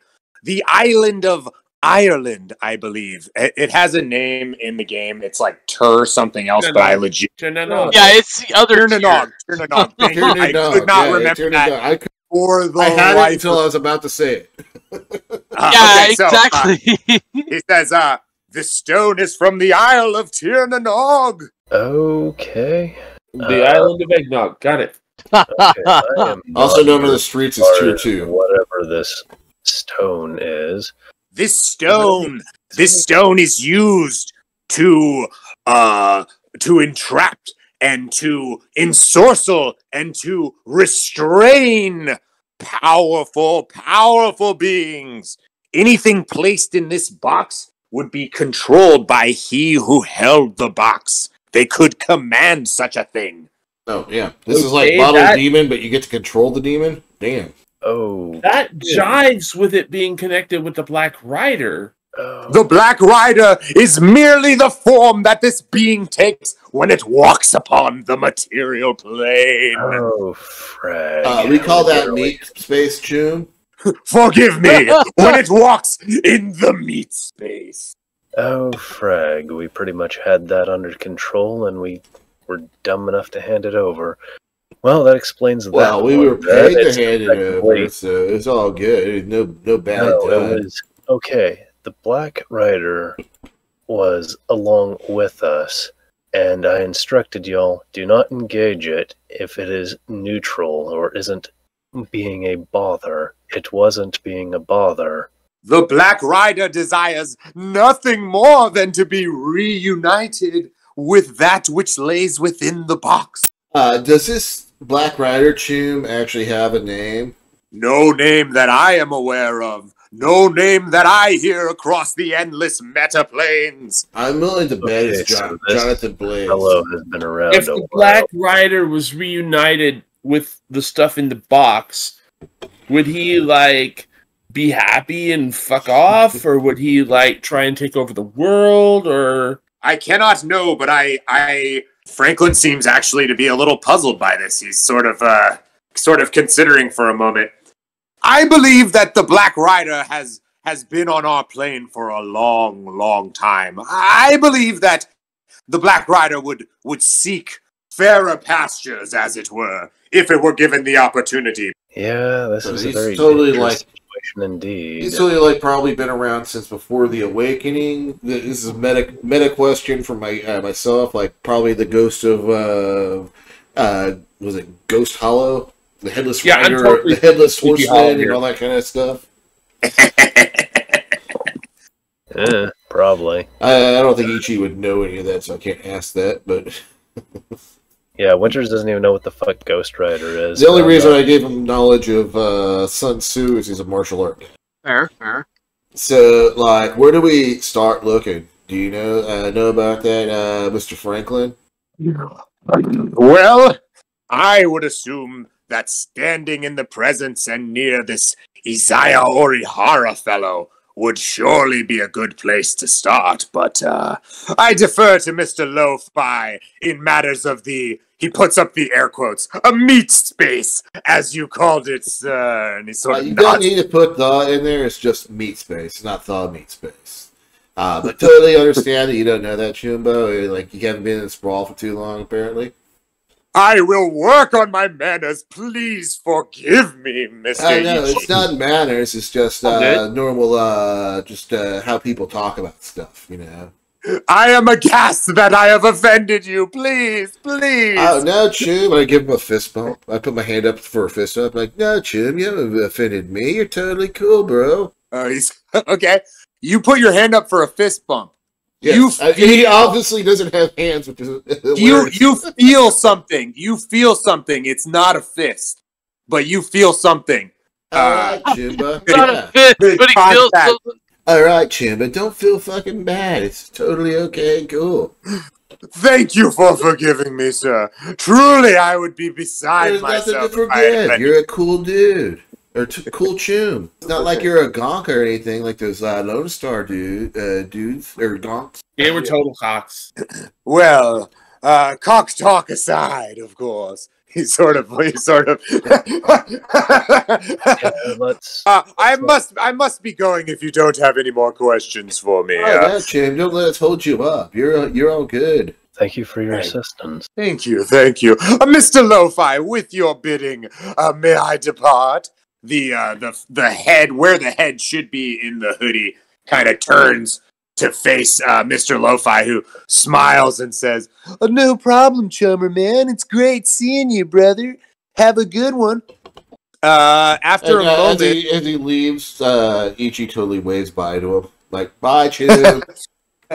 As the lights flicker a few times, and then the figure in the clothing is gone. And Mr. Lo-Fi says, "So, listen, guys, I gotta know. What do you think? I'm offering 27,000 new yen here, okay? This is real money, plus whatever that snaky Zaya is paying you to play along with the band. All I need is where the box is so that my guys can grab it. Simple." Yeah, that sounds like totally good. You're with my good buddy Mike, so yeah, I totally say yeah. What do you guys think, Chooms? Yeah, I'm down with that. Certainly better dealings, but the matter is, I expected the boxes in the hands of the ancients, so we handed it off to. Winters is just going to pull up clips of the footage of the guys that the box was handed off to from his glasses and just show them via like a screen or a tablet. You know? Yeah, Trevor, these are definitely ancients. I've got some pull with Sting. I don't know if you've heard of her before. She's kind of like the #1 shot caller for them. I can pass the pictures off, see what she has to say. The majority of the people that I know, though, are, well, they're not going to be expecting to hear from me for a very long time, if at all, ever again. All things considered. Yeah, I don't really want to go to Puyallup to get this box. Maybe Puyallup sucks. You know, we'll have to see, well, what sort of situation that is. The matter is that things can move rather quickly, and I expect that this guy may have sold this box. Mr. Lo-Fi smiles broadly. He says, "Well, it's not exactly that, Chummer. You see, I know where the box is going to be. Eventually. I'm just not going to be able to grab it when it's there." Where will it be, Chim? Maybe we could grab it. They're going to auction this thing off somewhere in Portland. It's worth a lot of money. So this explains a couple of things then. So like 50 million? Probably closer to 100. You know what I'm saying? Whoa. Big bucks. The box is literally made out of some sort of stone from another realm. Yeah, let's... Look, Chooms, I don't need you guys to grab the box. I just need to know where the box is and when it's vulnerable. So my guys... Yeah, between between the two, me and Mr. Winters, we could probably figure, just eavesdrop on them and figure out if they're talking about the box. Yeah. All right, well, listen. You guys go ahead. You play your 3 sets. You have a great time. You hang out with Chum Trum and the Tantrums. You're partying it up. You hang with the groupies. It'll be a blast. But you're my eyes and ears while you're down there. You understand? Yeah, what sort of lot do you have out in that part of the world? I'm trying to work out. Well, I've got a few associates in Portland. They could be persuaded to help you guys out if I was willing to pay them, which I am. But the other offer of help I can give you is this. He pulls out of his desk a small hourglass and he puts it on the table. Oh boy, here we go. I got one of those in my apartment.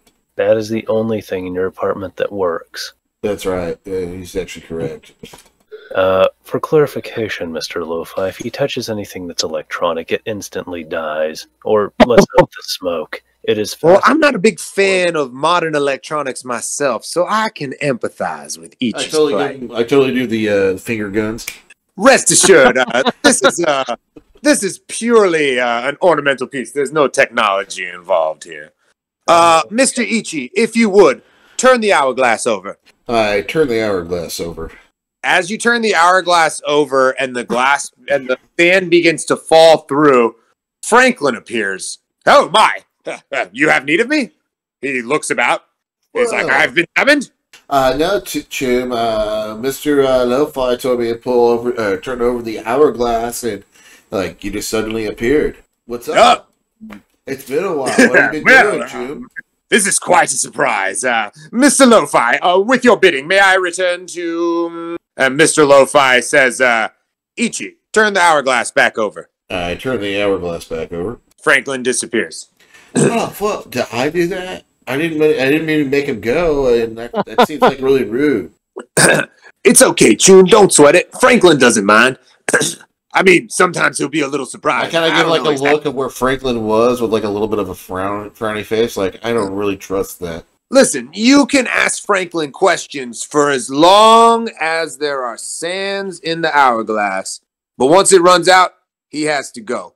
Usually you get about 30 seconds to a minute or so to talk to him. You can ask him 1 or 2 questions typically. He's a little long-winded, so sometimes it takes him a while to answer, you know what I'm saying? So just meta question, is it yes or no questions? Sands per visit or sands in total of him showing So up? we're gonna say it's once a day, once every 24 hours. And I think what we might do is just for fun, we might roll every time to see how long-winded Franklin is and how many questions you can actually ask him.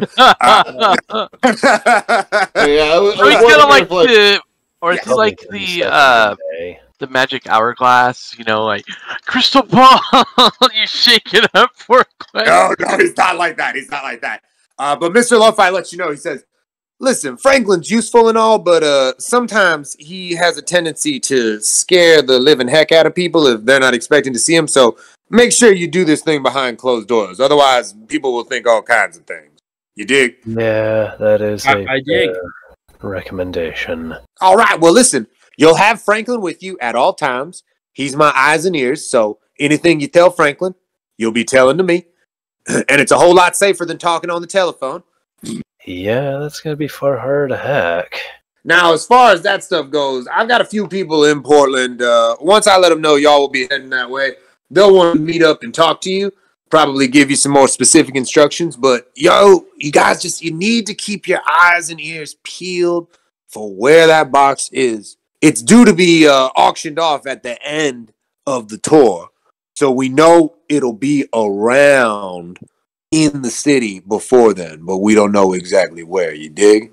10-4. All right, Chooms, check it out. I think normally the deal with this type of thing, half up front, half on completion. So he gives you, what is half of 27,000? That's 13,500. He gives you 13,500.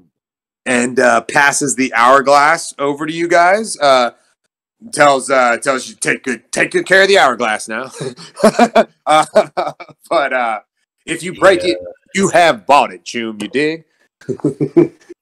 Dig hard. You won't hurt Franklin's feelings, but you'll hurt mine.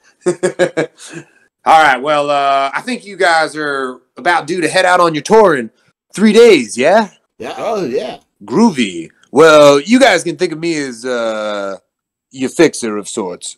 Oftentimes, you won't be able to talk to me directly. You can talk to my man, Mike. He's your band manager anyway, so he'll be helping you out. Yeah. He seems to be on the level. All right. You talk to Mike, it's as good as talking to me. Same goes for Franklin, okay? Thank you. Okay. All right. Now, listen, I appreciate you sticking your neck out. You know this is dangerous. You know the cops are involved. And I can't stress something to you enough. Those two cops, Detective Smolder and or Agent Smolder and Agent Mully, they are not to be trusted. Yeah, we gathered. Just as slippery as Mr. Isaiah Orihara. Make no mistake about it. Yeah. They were trying, well, from the sound of it, they wanted to get us involved in a whole other manner involving some cold cases that he's allegedly involved in. Hey, man, all Lone Star are bastards. Okay. You know what? I honestly can't think of a better place to end the session than right there on that note. All Lone Star are bastards. So I think I like it. I like it. All Lone Star bastards. And we're gonna basically kick off with the start of Unexplained Existential Dilemmas Tour.